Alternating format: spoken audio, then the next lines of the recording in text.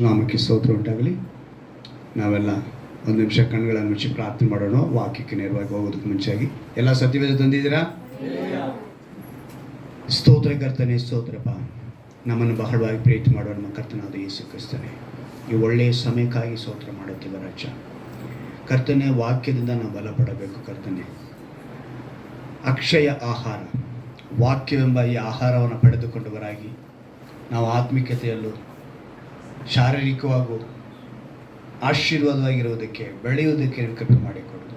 ಈ ವಾಕ್ಯದಿಂದ ಹೆಚ್ಚಾಗಿ ನಿನ್ನ ಬಳಿ ಬರುವುದಕ್ಕೆ ನೀನು ನಮಗೆ ಕೃಪೆ ಮಾಡಬೇಕೆಂದು ಯೇಸುವೆಂಬ ನಾಮದಲ್ಲಿ ಪ್ರಾರ್ಥಿಸ್ತೇನೆ. ಆಮೆನ್.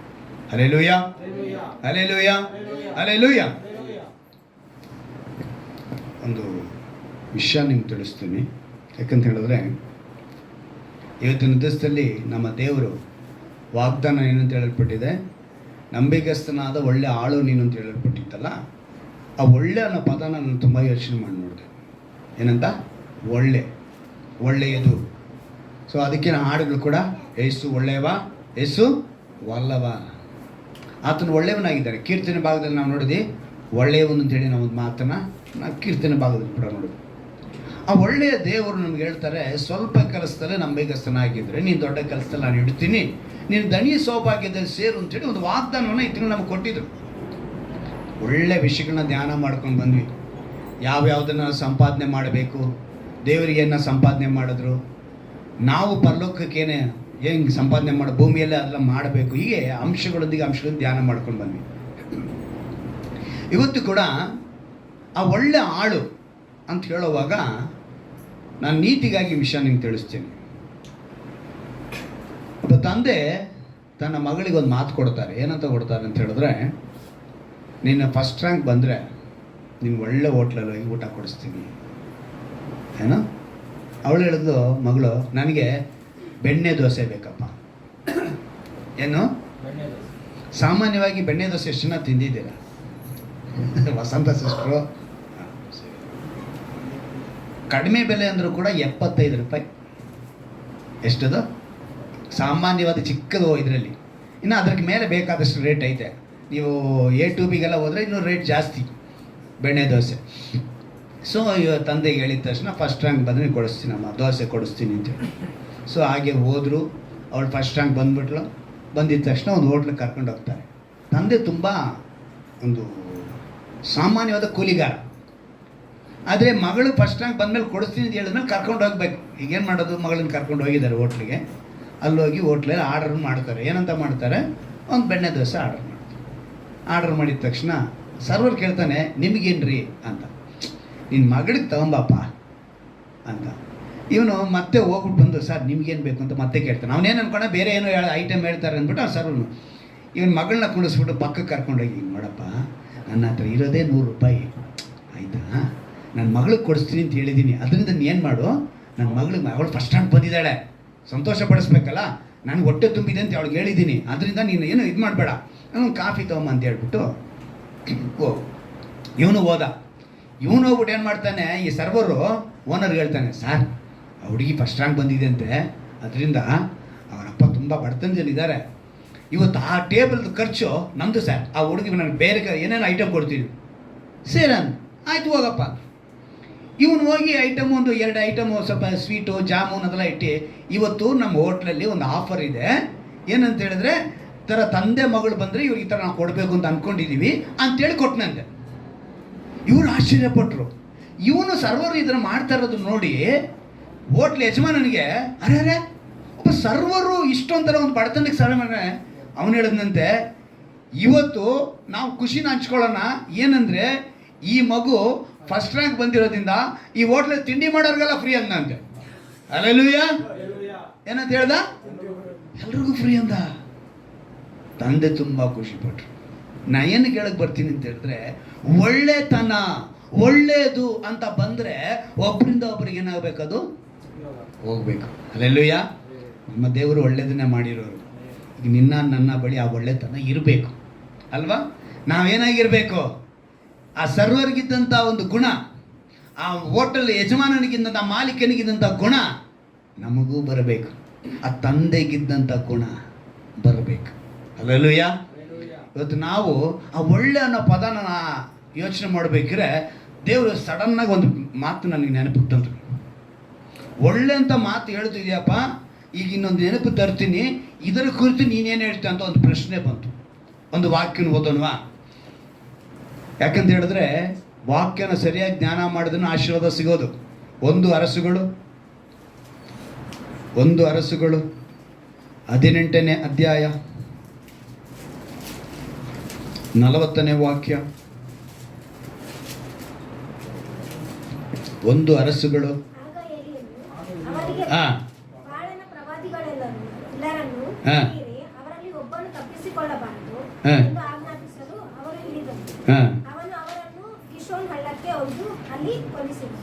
ಏನ್ ಮಾಡದಂತೆ? ಈಗ ಎಲ್ಲಿ ಒಳ್ಳೆತನ ಎಲ್ಲಿಂದ ಬಂತು ಅಲ್ವಾ? ಈಗ ಎಲಿಯ ಪ್ರವಾದಿ ಎಲಿಯ ಏನು ಮಾಡ್ತಿದ್ದಾರೆ? ಕೀಶೋನ್ ಹಳ್ಳಕ್ಕೆ ಕರ್ಕೊಂಡೋಗಿ ಬಾಳನ ಪ್ರವಾದಿಗಳು, ಬಾಳನ ಎಂಬ ಬಾಳ ಅನ್ನೋ ಒಂದು ದೇವರು, ಆ ದೇವರಿಗೆ ಅವ್ರನ್ನ ಆರಾಧನೆ ಪೂಜೆ ಮಾಡ್ತಿದ್ದಂಥ ಕೆಲವು ಪ್ರವಾದಿಗಳಿದ್ದರು. ಸುಮಾರು 450 ಜನ. ಎಷ್ಟು ಜನ? 450 ಜನ ಪ್ರವಾದಿಗಳಿದ್ದರು. ಅವರೆಲ್ಲರನ್ನು ಕೂಡ ಏನು ಮಾಡಿದಂತೆ ಎಲಿಯ ಕೀಶೋನ್ ಹಳ್ಳಕ್ಕೆ ಕರ್ಕೊಂಡೋಗಿ ಕೊಲ್ಲಿಸಿದನು. ಈಗ ನಾನು ಇದರಲ್ಲಿ ಒಳ್ಳೆತನ ಎಲ್ಲಿ ನೋಡ್ತೀವಿ? ಕೊಲೆ ಮಾಡೋದು ಹೆಂಗ್ರಿ ಪಾಸ್ಟ್ರೆ ಒಳ್ಳೇದು ಅಂತ ಹೇಳ್ತೀರಾ? ಯೋಚನೆ ಬರಬೇಕೋ ಬೇಡವೋ? ನಾನು ಐಗುಪ್ತರ ಕುರಿತು ಅವಾಗವಾಗ ಯೋಚನೆ ಮಾಡ್ತಾ ಇರ್ತೀನಿ. ಇಸ್ರಾಯೇಲರನ್ನ ಬಿಡಿಸ್ಕೊಂಡು ಬರಬೇಕಿದ್ರೆ ದೇವರು ಅವರ ಮೇಲೆ 10 ವಿಧವಾದ ಏನು ಕಾರ್ಯಗಳು ಮಾಡೋದು, ಅದ್ಭುತಗಳನ್ನ ಮಾಡಿದ್ರು. ಅಂದರೆ ಅವರು ಯಾವುದನ್ನು ಆರಾಧನೆ ಮಾಡ್ತಿದ್ರೋ ಅವೆಲ್ಲವೂ ಪ್ರಯೋಜನವಿಲ್ಲದು ಅಂಥೇಳಿ ಅವರ ಮುಂದೆ ಅವುಗಳನ್ನೇ ತರಿಸಿ ಅವ್ರಿಗೆ ಅದರಲ್ಲೇ ನಷ್ಟನ ಉಂಟು ಮಾಡಿ, ಸಾವು ಉಂಟು ಮಾಡಿ, ಕೊನೆಗೆ ತಮ್ಮ ಮೊದಲನೇ ಮಕ್ಕಳು ಅಂದರೆ ಪುತ್ರ ಭಾಗ್ಯವನ್ನೇ ಕಳ್ಕೊಳ್ಳುವಂತೆ ಅಲ್ವಾ, ಚೊಚ್ಚಲ ಮಕ್ಕಳನ್ನೇ ಎಲ್ಲರೂ ಕೂಡ ಸಂಹಾರ ಮಾಡಿ ಆ ರೀತಿ ಕರ್ಕೊಂಬಂದಾಗ ನಾನು ದೇವರ ಹತ್ರ ಕೇಳೋದು, ದೇವರೇ ಐಗುಪ್ತರನ್ನು ಆಕಾಶದಿಂದ ಉದುರಿದ್ರೇನಪ್ಪ? ನಿನ್ನಿಂದ ತಾನೇ ಅವರು ಮನುಷ್ಯರೇ ಉಂಟ ಮಾಡಿಬಿಟ್ಟದ್ದು. ಅಲ್ಲಿಂದ ಹಂಗೆ ನಾವು ದಾವಿದನ ಕಾಲ, ಅರಸರ ಕಾಲ, ನ್ಯಾಯಾಧಿಪತಿಗಳ ಕಾಲಕ್ಕೆ ಬಂದಾಗ ತುಂಬ ಜನರನ್ನ ಏನು ವಧಿಸಿದರು, ಸಂಹಾರ ಮಾಡಿದರು, ಯುದ್ಧಕ್ಕೆ ಹೋದರು, ಇಷ್ಟು ಜನನ ಕೊಲೆ ಏನು ನಾಶವಾದರು, ಅಷ್ಟು ಜನ ನಾಶವಾದರು. ಈ ಪ್ರಶ್ನೆಗಳೆಲ್ಲ ನಾನು ದೇವ್ರ ಹತ್ರ ಎತ್ಕೊಂಡೋದೆ. ದೇವ್ರೇ ಅವರೆಲ್ಲ ಎಲ್ಲಿಂದ ಬಂದ್ರಪ್ಪ? ಅವರೇನೋ ಸಪ್ರೇಟ್ ಪಕ್ಕದಲ್ಲಿ ಏನಾರು ಬೇರೆ ಭೂಮಿ ಇದೆಯಾ? ಎಲ್ಲ ಸಪ್ರೇಟ್ ದೇವರೇನಾರು ಆ ಕಡೆ ಇದ್ದಾರ? ಇಲ್ವಲ್ಲ, ನಿನ್ನ ಕೈಯಿಂದ ತಾನೇ ಎಲ್ಲರೂ ಉಂಟಾಗಿದ್ದು. ಕಾರಣ ಏನು? ಇವರೆಲ್ಲ ಈ ರೀತಿ ಇದ್ದಾರೆ, ಇವ್ರನ್ನ ಮಾತ್ರ ನಿನ್ನ ದಾವಿದನ ಕಾಲದಲ್ಲಿ ಎಷ್ಟೋ ಜನನ ಆರಿಸ್ಕೊಂಡಿದ್ಯಾ, ಅವರಲ್ಲಿ ಕೆಲವ್ರನ್ನ ಈ ಕಡೆಗೆ ಬಿಟ್ಟಿದ್ಯಾ, ಕೆಲವ್ರನ್ನ ಆ ಕಡೆಗೆ ಬಿಟ್ಟಿದ್ಯಾ, ಇವ್ರನ್ನ ಅವ್ರ ಮೇಲೆ ಯುದ್ಧಕ್ಕೆ ಹೋಗ್ತೀಯಾ? ದಾವಿದ ಯುದ್ಧಕ್ಕೆ ಹೋಗೋದಾ ಬೇಡ ಅಂತ ಕೇಳ್ತಾನೆ. ಕೇಳಿದ ತಕ್ಷಣ ನಾನು ಹೇಳಿದ ಮೇಲೆ ಹೋಗು ಅಂತೀಯಾ? ಸರಿ, ಆಮೇಲೆ ಇವನು ಕೇಳ್ತಾನೆ, ದಾವಿದ ಏನಪ್ಪ ಯುದ್ಧಕ್ಕೆ ಹೋಗಲ್ಲ ಅಂತಾನೆ. ಮುಂದ್ಗಡೆಯಿಂದ ಹೋಗ್ಬೇಡ, ಹಿಂದ್ಗಡೆಯಿಂದ ಹೋಗು ಅಂತಾರೆ ದೇವರು. ಏನಂತ ಹೇಳ್ತಿದ್ದಾರೆ ದೇವರು? ಮುಂದ್ಗಡೆಯಿಂದ ಹೋಗ್ಬೇಡ, ಮುಂದೆಯಿಂದ ಹೋದ್ರೆ ಅವ್ರನ್ನ ಗೆಲ್ಲಕ್ಕಾಗಲ್ಲ, ಹಿಂದ್ಗಡೆಯಿಂದ ಹೋಗು. ಒಂಚು ಅಲ್ವಾ? ಏನು ಪ್ಲಾನ್ ಹೇಳ್ಕೊಡ್ತಾರೆ ದೇವ್ರೆ, ಸ್ಕೆಚ್ ಮಾಡ್ದಂಗೆ ಇದೆಲ್ಲ. ಹಾಗೆ ನಾನು ಪ್ರಶ್ನೆ ಮಾಡಿದೆ, ದೇವ್ರು ಏನಪ್ಪ ಇದು, ಏನು ವಿಷಯ ಇದು?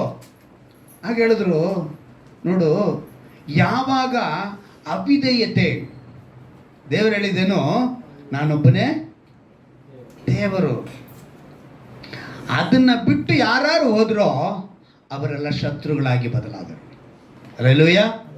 ಶತ್ರುಗಳಾಗಿ ಅವ್ರು ಬದಲಾಗೋದಕ್ಕೆ ಕಾರಣ ಏನು ಅಂತ ಹೇಳಿದ್ರೆ, ತಂದೆಯಾದ ದೇವರನ್ನ ಅವ್ರು ಬಿಟ್ಟು ಹೋದಿದ್ದೆ ಮೊದಲನೆಯ ಕಾರಣ. ಆಗಲೇ ಅವರು ಶತ್ರುವಾಗ್ತಾರೆ.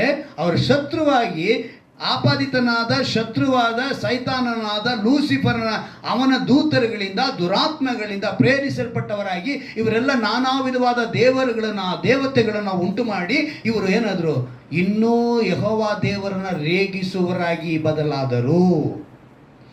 ಆಗ ಏನಾಯಿತು, ದೇವರು ಹೇಳಿದ್ರು, ನನಗೆ ವಿರೋಧವಾಗಿ ಎದ್ದಂಥ ಈ ಜನಾಂಗಗಳನ್ನ ನಾನು ಏನು ಮಾಡ್ತೀನಿ, ಕೊಲ್ಲಿಸ್ತಾ ಇದ್ದೀನಿ, ಸಂಹಾರ ಮಾಡಿಸ್ತಾ ಇದ್ದೀನಿ.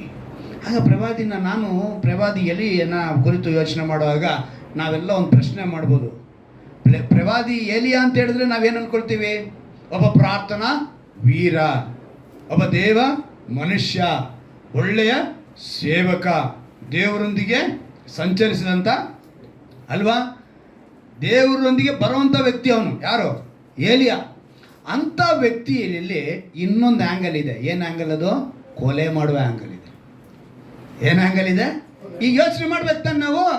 ಏಲಿಯಾ ಏನಪ್ಪ ನಿನ್ನ ಹತ್ರ ಈ ಆ್ಯಂಗಲು ಇತ್ತ, ಪ್ರಾರ್ಥನೆ ಆ್ಯಂಗಲ್ ಒಂದು ಐತೆ, ವೀರನಾಗಿದ್ರೆ ಅಂತ ಒಂದು ಆ್ಯಂಗಲ್ ಐತೆ, ಈಗ ಇನ್ನೊಂದು ಆ್ಯಂಗಲ್ ಏನಿದೆ ಅದು? ಕೊಲೆ ಮಾಡುವ ಆ್ಯಂಗಲ್. ಆಗ ಪ್ರವಾದಿ ಎಲಿಯ ಹೇಳ್ತಾರೆ, ಅವನ್ನ ನಾನು ಕೊಲೆ ಮಾಡದೆ ಹೋದರೆ ಇಸ್ರಾಯೇಲರನ್ನ ಅವನು ಬದುಕಿಸೋಕ್ಕೆ ಬಿಡ್ತಾ ಇರಲಿಲ್ಲ. ಯಾಕಂತ ಹೇಳಿದ್ರೆ ನೀವು ಆ ವಾಕ್ಯದಲ್ಲಿ ನೀವು ಚೆನ್ನಾಗಿ ಅದೇ ಹಿಂದ್ಗಡೆ ಹೋದ್ರೆ ನಾನು ಆಮೇಲೆ ತೋರಿಸ್ತೀನಿ ವಾಕ್ಯನ. ಯಾಕಂತ ಹೇಳಿದ್ರೆ ಅಲ್ಲಿ ಒಂದು ದೊಡ್ಡ ಘಟನೆ ನಡೀತು, ಅದೆಲ್ಲರಿಗೂ ಗೊತ್ತಿರೋ ವಿಷಯ. 3 ವರ್ಷ 6 ತಿಂಗಳು ಮಳೆ ಬರಲಿಲ್ಲ. ಏನು ಬರಲಿಲ್ಲ? 3 ವರ್ಷ ಏನಕ್ಕೆ ಬರಲಿಲ್ಲ? ಇದನ್ನು ಕೂಡ ನಾನು ದೇವ್ರದ ಪ್ರಶ್ನೆ ಮಾಡಿದೆ. ಬೇರೆ ಏನು ಪಂದ್ಯನೇ ಇರಲಿಲ್ವಲ್ಲಪ್ಪ, ಎಷ್ಟೋ ಪಂದ್ಯ ಇತ್ತು, ಬೇರೆ ಏನಾರು ಪಂದ್ಯ ಕಟ್ಬೋದಾಗಿತ್ತಲ್ಲ. ಅದೇನು ಮಳೆನೇ ಪರ್ಟಿಕ್ಯುಲರ್ ಆಗಿ ಆ ಒಂದು ಅಂಶ ತೆಗೆದುಕೊಳ್ಳೋ ಅವಶ್ಯಕತೆ ಏನಿತ್ತು? ಬೇರೆ ಏನಾರು ಪಂದ್ಯ ಮಾಡ್ಬೋದಾಗಿತ್ತಲ್ಲ. ಇಲ್ಲಿಯ ಇದೇ ಯೆಹೋವನೇ ದೇವರು, ಯೆಹೋವನೇ ಕರ್ತನು, ಆತನೊಬ್ಬನೇ ದೇವರು ಅಂತ ತೋರಿಸ್ಕೊಳ್ಳೋದಕ್ಕೆ ಮಳೆನೇ ಆರಿಸ್ಕೊಳ್ಳೋದಕ್ಕೆ ಕಾರಣ ಏನು ಅಂತ ಧ್ಯಾನ ಮಾಡಿದಾಗ ತೋರಿಸಿದ್ದು ಏನು ವಿಷಯ ಅಂತ ಹೇಳಿದ್ರೆ, ಯಾಕಂತ ಹೇಳಿದ್ರೆ ನಮಗೆ ವಿಷಯ ಗೊತ್ತಿಲ್ಲದೆ ಹೋದರೆ ಖಂಡಿತವಲ್ಲ ಅರ್ಥ ಮಾಡ್ಕೊಳ್ಳೋದಕ್ಕೆ ತುಂಬ ಕಷ್ಟ ಆಗುತ್ತೆ. ಅದೇ ಅಧ್ಯಾಯ 18ನೇ ಅಧ್ಯಾಯದಲ್ಲಿ ಒಂದು ವಾಕ್ಯವನ್ನು ನಾವು ಗಮನಿಸುವಾಗ ಅಲ್ಲಿ ವಿಷಯಗಳನ್ನು ನಾವು ತಿಳ್ಕೊಳ್ಳದೆ ಹೋದರೆ, ಯಾಕಂತ ಹೇಳಿದ್ರೆ ಬಾಳನನ್ನು ಅವರು ಆರಾಧಿಸ್ತಿದ್ರು. ಬಾಳನು ಅನ್ನೋ ದೇವರು. ನೀವು ಒಂದು ವಿಷಯ ಇದಕ್ಕೆ ಬನ್ನಿ, ನ್ಯಾಯಸ್ಥಾಪಕರಿಗೆ ಬನ್ನಿ. ನ್ಯಾಯಸ್ಥಾಪಕರು 2ನೇ ಅಧ್ಯಾಯ, ಅದರಲ್ಲಿ 11ನೇ ವಾಕ್ಯ. 11ನೇ ವಾಕ್ಯ. ಪ್ರತಿಮೆಗಳನ್ನು ಪೂಜಿಸಿ ಯೆಹೋವನ ದೃಷ್ಟಿಯಲ್ಲಿ ದ್ರೋಹಿಗಳಾದರು. ತಮ್ಮ ಪಿತೃಗಳು ಐಗುಪ್ತದಿಂದ ಕರೆತಂದ ದೇವರಾದ ಯೆಹೋವನನ್ನು ಬಿಟ್ಟು ಅನ್ಯ ದೇವತೆಗಳನ್ನು, ಅಂದರೆ ತಮ್ಮ ಸುತ್ತಣ ಜನಗಳ ದೇವರನ್ನು ಅವಲಂಬಿಸಿ ಅವುಗಳಿಗೆ ಅಡ್ಡ ಬಿದ್ದು ಯೆಹೋವನನ್ನು. ಈ 450 ಬಾಳನ ಪ್ರವಾದಿಗಳಿದ್ರಲ್ಲ, ಇವರೆಲ್ಲರೂ ಯಾರು ಅಂತ ಹೇಳಿದ್ರೆ ಯೆಹೋವನನ್ನು ಆರಾಧಿಸ್ತಿದ್ದವ್ರೆ. ಇವರು ಏನು ಮಾಡಿದ್ರು? ಕಾಲ ಬದಲಾಗ್ತಿದ್ದಂಗೆ ಇವರು ಬದಲಾಗೋದ್ರು. ಬದಲಾಗಿ ಇವರೇನು ಮಾಡ್ತಿದ್ದಾರೆ? ಯಾರನ್ನ ರೇಗಿಸ್ತಾ ಇದ್ದಾರೆ? ಯೆಹೋವ ದೇವರನ್ನ ರೇಗಿಸ್ತಾ ಇದ್ದಾರೆ. ಆಗಲೇ ದೇವರು ಈ ಪ್ರವಾದಿಗಳನ್ನ ಬಿಟ್ಟರೆ ಇವರು ಇನ್ನೂ ಏನು ಮಾಡ್ತಾರೆ? ಎಲ್ರೂ ತಮ್ಮ ದಾರಿಗೆ ಎಳ್ಕೊಂಡ್ಬಿಡ್ತಾರೆ ಅಂತ ಹೇಳಿ ದೇವರೇನು ಮಾಡಿದ್ರು? ಎಲಿಯನ ಮೂಲಕ ಅವ್ರನ್ನ ಸಂಹಾರ ಮಾಡ್ತಾರೆ. ಈಗ ಮತ್ತೆ ನಾವು ಆ 1 ಅರಸುಗಳು 18ನೇ ಅಧ್ಯಾಯಕ್ಕೆ ಹೋಗೋಣ. ಅಲ್ಲಿ ಒಂದು ಕೆಲವು ವಿಷಯಗಳನ್ನ ನಾವು ಧ್ಯಾನ ಮಾಡುವಾಗ ಖಂಡಿತವಾಗಲೂ ಒಂದು ವಿಶೇಷವಾದ ಒಂದು ಅಂಶನ ನಾವು ತಿಳಿದುಕೊಳ್ತೀವಿ. ಇಲ್ಲಿ ನಾವು ಗಮನಿಸುವಾಗ ಇಲ್ಲಿ ಒಂದು ವಿಷಯ ನಡೀತಾ ಇದೆ. 3 ವರ್ಷ 6 ತಿಂಗಳು ಅಂದರೆ ಈ ಬಾಳನ ದೇವರ ಕುರಿತು ನಾವು ಒಂದು ವಿಷಯ ತಿಳಿದುಕೊಳ್ಬೇಕು. ಯಾಕಂತ ಹೇಳಿದ್ರೆ ಕಾನಾನ್ಯ ಪ್ರಕಾರ 18ನೇ ಅಧ್ಯಾಯದ 40ನೇ ವಾಕ್ಯವನ್ನು ಗಮನಿಸುವಾಗ ಆ ವಾಕ್ಯದಲ್ಲಿ ಹೇಳಿದ ಪ್ರಕಾರ ಆ ಬಾಳನು ಅಂದರೆ ಅರ್ಥ ಏನು ಅಂತ ಹೇಳಿದ್ರೆ, ಕಾನಾನ್ಯರು ತಮ್ಮ ವ್ಯವಸಾಯದಲ್ಲಿ ಸಮೃದ್ಧಿಯನ್ನು ಉಂಟು ಮಾಡುವ ದೇವರನ್ನು ಬಾಳನು ಎಂದು ಪೂಜಿಸ್ತಾ ಇದ್ರು. ಯಾರು? ಕಾನಾನ್ಯರು. ಇಸ್ರಾಯೇಲರು ಎಲ್ಲಿಗೆ ಬಂದರು? ಕಾನಾನಿಗೆ ಬಂದ್ರಲ್ಲ. ಆ ದೇಶದಲ್ಲಿ ಇದ್ದಂಥ ಕಾನಾನ್ಯರು ಎಂಥವರಾಗಿದ್ರು ಅಂತ ಹೇಳಿದ್ರೆ, ತಮ್ಮ ವ್ಯವಸಾಯದಲ್ಲಿ ಸಮೃದ್ಧಿಯನ್ನುಂಟು ಮಾಡುವ ದೇವರನ್ನು ಬಾಳನು ಎಂದು ಕರೆದರು. ವ್ಯವಸಾಯಕ್ಕೆ ಏನು ಬೇಕು? ಮೇನು ವ್ಯವಸಾಯ ಮಾಡಬೇಕಂದ್ರೆ ಏನು ಬೇಕು? ನೀರಪ್ಪ. ಮೇನ್ ಏನು ಬೇಕು? ನೀರು ಎಲ್ಲಿಂದ ಬರಬೇಕು? ಆಕಾಶದಿಂದ ಬರಬೇಕಲ್ವಾ? ಏನಕ್ಕೆ ಏಲಿಯ 3 ವರ್ಷ 6 ತಿಂಗಳು ಮಳೆನ ನಿಲ್ಲಿಸಿದ್ದು ಕಾರಣ ಅಂತ ಹೇಳಿದ್ರೆ, ಈ ಮಳೆ ಬಂದ್ರೇನೆ ಈ ಮಳೆಯಿಂದ ಬೆಳೆ ಚೆನ್ನಾಗಿ ಬೆಳೆಯಕ್ಕೆ ಸಾಧ್ಯ, ವ್ಯವಸಾಯ ಮಾಡೋದಕ್ಕೆ ಸಾಧ್ಯ ಎಂದು ನಂಬಿಕೆಯಿಂದ ಆರಾಧಿಸ್ತಿದ್ದ ಆ ಬಾಳನ ದೇವರಿಂದ ಅದು ಸಾಧ್ಯವಿಲ್ಲ, ಯೆಹೋವನಿಂದಲೇ ಸಾಧ್ಯ. ಆದ್ದರಿಂದ ನಾನು ಹೇಳುವ ಮಾತಿನ ಪ್ರಕಾರ ದೇವರು ನನಗೆ ಕೊಟ್ಟ ಅಧಿಕಾರದ ಮೇಲೆ ನಾನು ನಿಮ್ಗೆ ಹೇಳ್ತಾ ಇದ್ದೀನಿ, ನಿಮ್ಮ ದೇವರು ಈ ವರ್ಷದ ಈ 3 ವರ್ಷ 6 ತಿಂಗಳು ಏನು ಬರಲ್ಲ. ನಿಮಗಾದ್ರೆ ನೀವು ಮಾಡ್ರಿ, ನಂದಾದ್ರೆ ನಾನು ಮಾಡ್ತೀನಿ ಅಂತೇಳಿ 3 ವರ್ಷ ಚಾಲೆಂಜ್ ಮಾಡೋದಕ್ಕೆ ಕಾರಣ ಏನು ಅಂತ ಹೇಳಿದ್ರೆ, ಅವರ ದೇವರು ವ್ಯವಸಾಯಕ್ಕೆ ಅಂದರೆ ಬೆಳೆ ಬೆಳೆಯುವುದಕ್ಕೆ ಅದು ಕಾರಣವಾಗಿದ್ದಂಥ ಸಮೃದ್ಧಿಯನ್ನು ಉಂಟು ಮಾಡುವ ಬೆಳೆ ಕೊಡುವ ದೇವರು ಅಂತ ನಂಬಿಕೆ ಇದ್ದಂಥನ್ನು ಒಡಿಬೇಕು ಅಂತ. ಅವರ ನಂಬಿಕೆನೇನು ಮಾಡಬೇಕು ಅಂತ? ಒಡಿಬೇಕು. ಪ್ರವಾದಿ ಏಲಿಯ ಆ ನಂಬಿಕೆನ ಒಡೆದು ಏನು ಮಾಡಿದ್ರು? ಅವರೆಲ್ಲರೂ 450 ಜನಗಳನ್ನು ಸಂಹಾರ ಮಾಡು. ಅಂದರೆ ನಮಗೆ ವಿಷಯ ಎಲ್ಲರಿಗೂ ಗೊತ್ತಿರೋದೆ. ಅವರೆಲ್ಲ ಏನು ಮಾಡಿದ್ರು, ತಕ್ಷಣ ಏನೇನು ಮಾಡಬೇಕೋ ಪ್ರಯತ್ನಗಳೆಲ್ಲ ಮಾಡಿದ್ರು, ಆದರೆ ಅವರ ದೇವರು ಬರಲಿಲ್ಲ. ಆದರೆ ಏಲಿಯ ಮೊಣಕಾಲು ಹಾಕಿ ಕೂಗಿದ ತಕ್ಷಣ ಆಕಾಶದಿಂದ ಅಗ್ನಿ ಬಂತು, ಇದ್ದಂಥ ನೀರು ಕೂಡ ಇಂಗಿ ಹೋಗುವಂತೆ. ಕೊಡಗಳಲ್ಲಿ ಸುಮ್ಮನೆ ತೊಗೊಂಡು ನೀರು ಸುರೀರಿ ಅಂತ ಹೇಳಿದ್ರು. ಯಜ್ಞವೇದಿಯ ಮೇಲೆ ನೀರು ಸುರೀರಿ, ಸೌದೆ ಮೇಲೆ ನೀರು ಸುರೀರಿ, ಸುತ್ತಲೂ ಕಟ್ಟಿರುವ ಆ ಸುತ್ತಲೂ ನೀರನ್ನು ಉಯಿರಿ ಅಂತೇಳಿ ಸುರಿಸಿ ಇಟ್ಟಿದ್ರು. ಆ ನೀರೆಲ್ಲ ಕೂಡ ಬೆಂಕಿ ಬಿದ್ದಿದ ತಕ್ಷಣ ಆ ಮಾಂಸದ ಸಮೇತ, ಯಜ್ಞವೇದಿ ಸಮೇತ, ಸೌದೆ ಸಮೇತ ಎಲ್ಲವೂ ಕೂಡ ದಹಿಸಿ ಬಿಟ್ಟಿದ್ದು. ಅಲ್ಲಿದ್ದಂಥ ನೀರು ಇಂಗಿ ಹೋಯಿತು, ಆವಿಯಾಗೋಯ್ತು. ಹಲ್ಲೆಲೂಯ. ಯೆಹೋವ ದೇವರು ಎಂಬುದು ತೋರಿಸಿದ್ರು. ಅದಕ್ಕೆ ಸಮಾನವಾದ ಯಾರೂ ಇಲ್ಲ ಅಂತೇಳಿ ಇದು ನಮಗೆಲ್ಲ ವಿಷಯ ಗೊತ್ತಿಲ್ಲ. ಈಗ ಎಲಿಯ ಬಾಳನ ಪ್ರವಾದಿಗಳನ್ನು ಕೊಂದಂಗೆ ಆ ವಾಕ್ಯನ ಇನ್ನೊಂದ್ಸರಿ ನಾನು ನೀವೇ ಇದರಲ್ಲಿ ನೋಡ್ತೀನಿ ನೋಡಿ, 18ನೇ ವಾಕ್ಯ ನಿಮ್ಗೆ ತಿಳಿಸ್ತೀನಿ ನೋಡಿ. 18ನೇ ಅಧ್ಯಾಯದಲ್ಲಿ, ಅದಕ್ಕೆ ಅವನು ಅವರಿಗೆ ಆಪತ್ತನ್ನು ಬರಮಾಡಿದನು ನಾನಲ್ಲ, ಯೆಹೋವನ ಆಜ್ಞೆಗಳನ್ನು ಉಲ್ಲಂಘಿಸಿ ಬಾಳನ ವಿಗ್ರಹಗಳನ್ನು ಪೂಜಿಸಿದ ನೀನು ನಿನ್ನ ಮನೆಯವರು ಅದಕ್ಕೆ ಕಾರಣರು. ನೀನು ಈಗ ಎಲ್ಲ ಇಸ್ರಾಯೇಲರನ್ನು ಇಸಬೇಲಳಿಂದ ಪೋಷಣೆ ಮಾಡುವ ಒಂದ ಬಾಳನ 450 ಮಂದಿ ಪ್ರವಾದಿಗಳನ್ನು, ಅಶೇರಾ ದೇವತೆಯ 400 ಮಂದಿ ಪ್ರವಾದಿಗಳನ್ನು ಕರ್ಮಲ್ ಬೆಟ್ಟಕ್ಕೆ ಕರೆಸು ಎಂದು ಹೇಳಿದನು. ಎಷ್ಟು ಜನ ಅಂತೆ?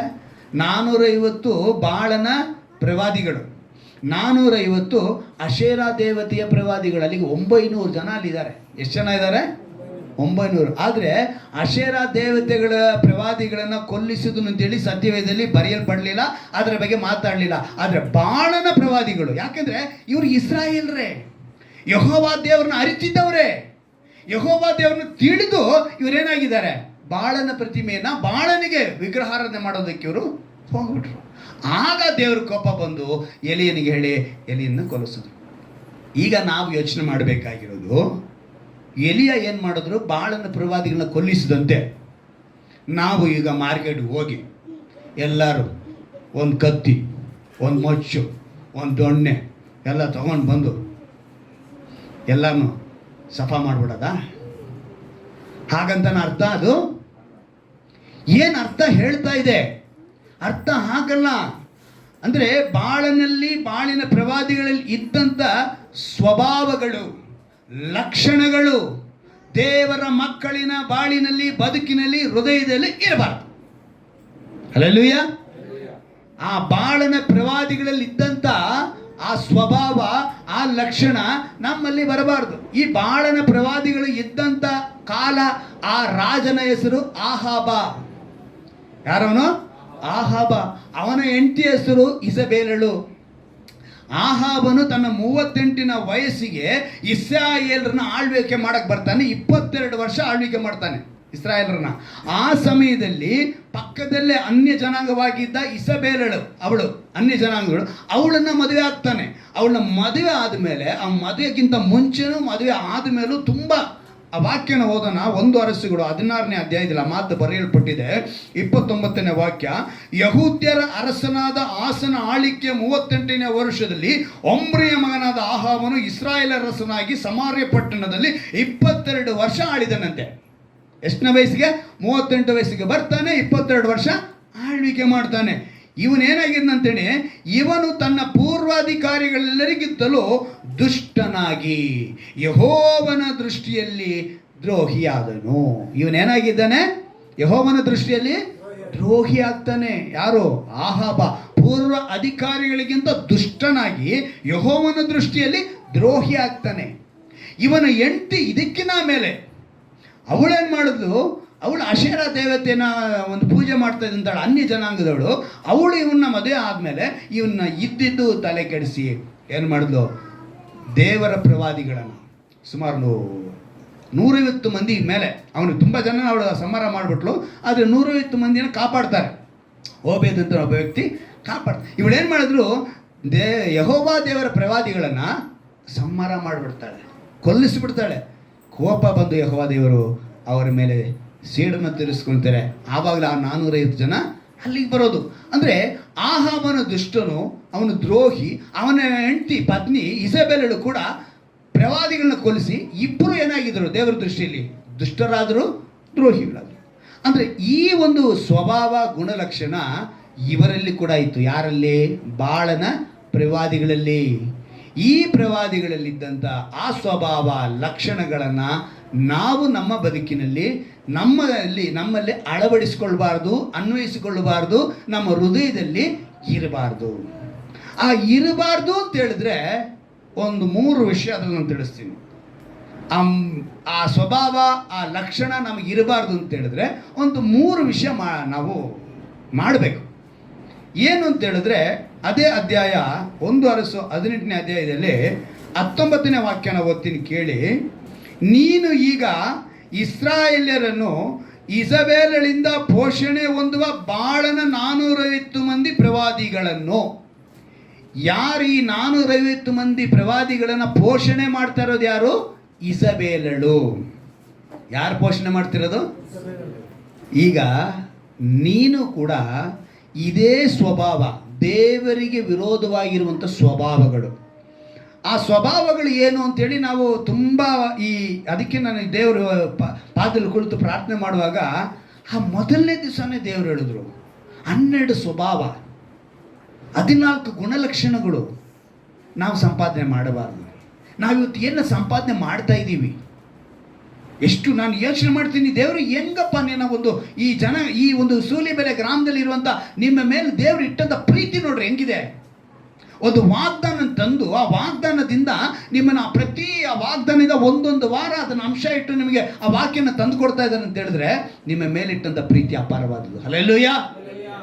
ನಿಮ್ಮನ್ನು ಸರಿಪಡಿಸ್ತಿದ್ದಾರೆ, ಒಂದೊಂದು ಕ್ಷಣ ಸರಿಪಡಿಸ್ತಿದ್ದಾರೆ. ನೀವು ಎಲ್ಲಿ ಬದಲಾಗ್ತಿದ್ದೀರೋ, ಎಲ್ಲಿ ತಪ್ಪಿ ಹೋಗ್ತಿದ್ದೀರೋ, ಎಲ್ಲಿ ಎಡುತ್ತಾ ಇದ್ದೀರೋ, ಎಲ್ಲಿ ಜಾರಿ ಬೀಳ್ತಾ ಇದ್ದೀರೋ, ಆ ಸಮಯದಲ್ಲಿ ಏನು ಮಾಡ್ತಿದ್ದಾರೆ? ಕೈ ಹಿಡಿದು ಎತ್ಕೊತಾ ಇದ್ದಾರೆ, ಸರಿಪಡಿಸ್ಕೊಳ್ತಾ ಇದ್ದಾರೆ. ನಿಮ್ಮನ್ನು ನೀವು ಸರಿಪಡಿಸ್ಕೊಳ್ಬೇಕು. ವಾಕ್ಯ ನಿಮ್ಮನ್ನು ಹುಡುಕಿ ಬರ್ತಾ ಇದೆ. ಕೆಲವರು ಹೇಳೋದು, ಇವತ್ತು ವಾಕ್ಯ ನನ್ನ ಹೆಂಡ್ತಿಗೆ ರೀ, ಏನಂತೆ ಹಂಗಾರೆ ಇವನಿಗಲ್ವಾ? ಕೆಲವರು ಹೇಳ್ತಾರೆ, ಇವತ್ತು ವಾಕ್ಯ ನನ್ನ ಗಂಡನಿಗೆ, ಹಂಗಾರೆ ಇವಳಿಗಿಲ್ವಾ? ವಾಕ್ಯ ಎಲ್ಲರಿಗೂ ಬರುತ್ತೆ. ಒಂದು ವೇಳೆ ಕೆಲವರನ್ನ ಚುಚ್ಚಿ ತೋರಿಸ್ದಂಗಿರುತ್ತೆ, ಕೆಲವರನ್ನ ಅದು ಬದಲಾಯಿಸುವಿಕೆ, ನಿನ್ನನ್ನು ಚೇತರಿಸಿಕೊಳ್ಳುವುದಕ್ಕೆ, ನೀನು ಉತ್ಸಾಹ ಹೊಂದುವುದಕ್ಕೆ ಅದು ಪ್ರೇರೇಪಿಸುವ, ಉತ್ಸಾಹಪಡಿಸುವ, ಉಜ್ಜೀವನಪಡಿಸುವ ವಾಕ್ಯವಾಗಿ ನಿನಗಿರುತ್ತೆ. ನೀನು ಬದಲಾವಣೆ ಆಗಿರಬೇಕು. ಆ ವಾಕ್ಯಕ್ಕೆ ಬೆಲೆ ಕೊಡಬೇಕು. ಆ ವಾಕ್ಯ ಯಾರ್ದು?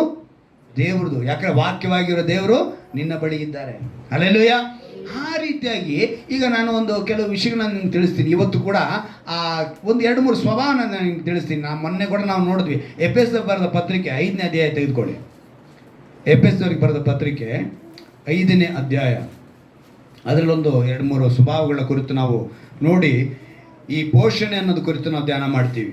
5ನೇ ಅಧ್ಯಾಯದಲ್ಲಿ 3ನೇ ವಾಕ್ಯದಲ್ಲಿ ಗಮನಿಸ್ತೀವಿ.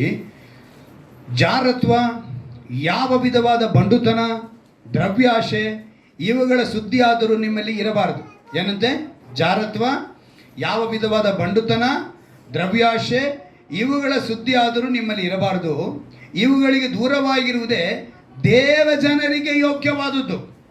ನೀವೆಲ್ಲ ದೇವಜನರು ಅಂತ ನಾನು ನಂಬಿದ್ದೀನಿ. ಹಲ್ಲೆಲೂಯಾ. ನೀವು ದೇವಜನರಾದರೆ ಇವುಗಳಿಂದ ದೂರ ಇರಬೇಕು. ಯಾವುದಂತ ಹೇಳ್ತಿದ್ದಾರೆ? ಜಾರತ್ವ, ಯಾವ ವಿಧವಾದ ಬಂಡುತನ. ನಮ್ಮ ಹತ್ರ ಇಲ್ಲದೆ ಇದ್ರು ಜುಟ್ಟಿಗೆ ಮಲ್ಲಿಗೆ ಹೂವನ್ನ ಸೀನ್ ಹಾಕಬಾರ್ದು.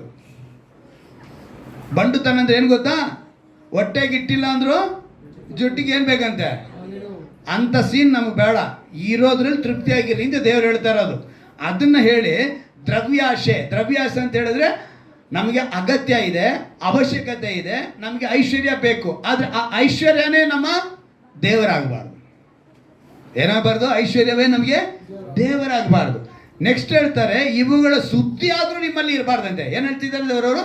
ಸುದ್ದಿ ಕೂಡ ನಿಮ್ಮ ಹತ್ರ ಇರಬಾರ್ದು. ಇವುಗಳಿಗೆ ದೂರವಾಗಿರುವುದೇ ದೇವಜನರಿಗೆ ಯೋಗ್ಯವಾದ ಹೊಲಸು ಮಾತು. ಬಹಳ ಮುಖ್ಯ ಇದು. ನಮ್ಮ ಬಾಯಿಂದ ಏನು ಬರಬಾರ್ದು? ಹೊಲಸು ಮಾತುಗಳು. ಆಶೀರ್ವಾದ ತಡೆಗಳಿಗೆ ಬಾಳನ ಪ್ರವಾದಿಗಳ ಸ್ವಭಾವದಲ್ಲಿ ಒಂದು ಸೇರಿದೆ. ಯಾವುದು? ಹೊಲಸು ಮಾತು. ಹೊಲಸು ಮಾತು ನಮ್ಮ ಬಾಯಿಂದ ಸರಾಸರಿಯಾಗಿ ಲೋಕ ಮನುಷ್ಯರ ಪ್ರಕಾರ ಬಂತು ಅಂತ ಹೇಳಿದ್ರೆ ಬಾಳನ ಪ್ರವಾದಿಗಳಿದ್ದಂಥ ಗುಣಲಕ್ಷಣ ಸ್ವಭಾವ ನಮ್ಮಲ್ಲಿದೆ ಅಂತ ಅರ್ಥ. ನೆಕ್ಸ್ಟ್ ಹೇಳ್ತಿದ್ದಾರೆ ನೋಡಿ, ಹುಚ್ಚು ಮಾತು. ಏನಂತೆ? ತಮಾಷೆ ಮಾತು ಬೇರೆ, ಹುಚ್ಚು ಮಾತು ಬೇರೆ. ಇಲ್ಲಿ ಹೇಳಲ್ಪಡ್ತಾ ಇದೆ ಕುಚೋದ್ಯ. ತಮಾಷೆ ಬೇರೆ, ಕುಚೋದ್ಯ. ಕುಚೋದ್ಯ ಮಾತು ಏನು ಮಾಡುತ್ತೆ ಗೊತ್ತಾ? ಇನ್ನೊಬ್ಬರಿಗೆ ಕೋಪ ತರಿಸುತ್ತೆ. ಏನು ತರಿಸುತ್ತೆ?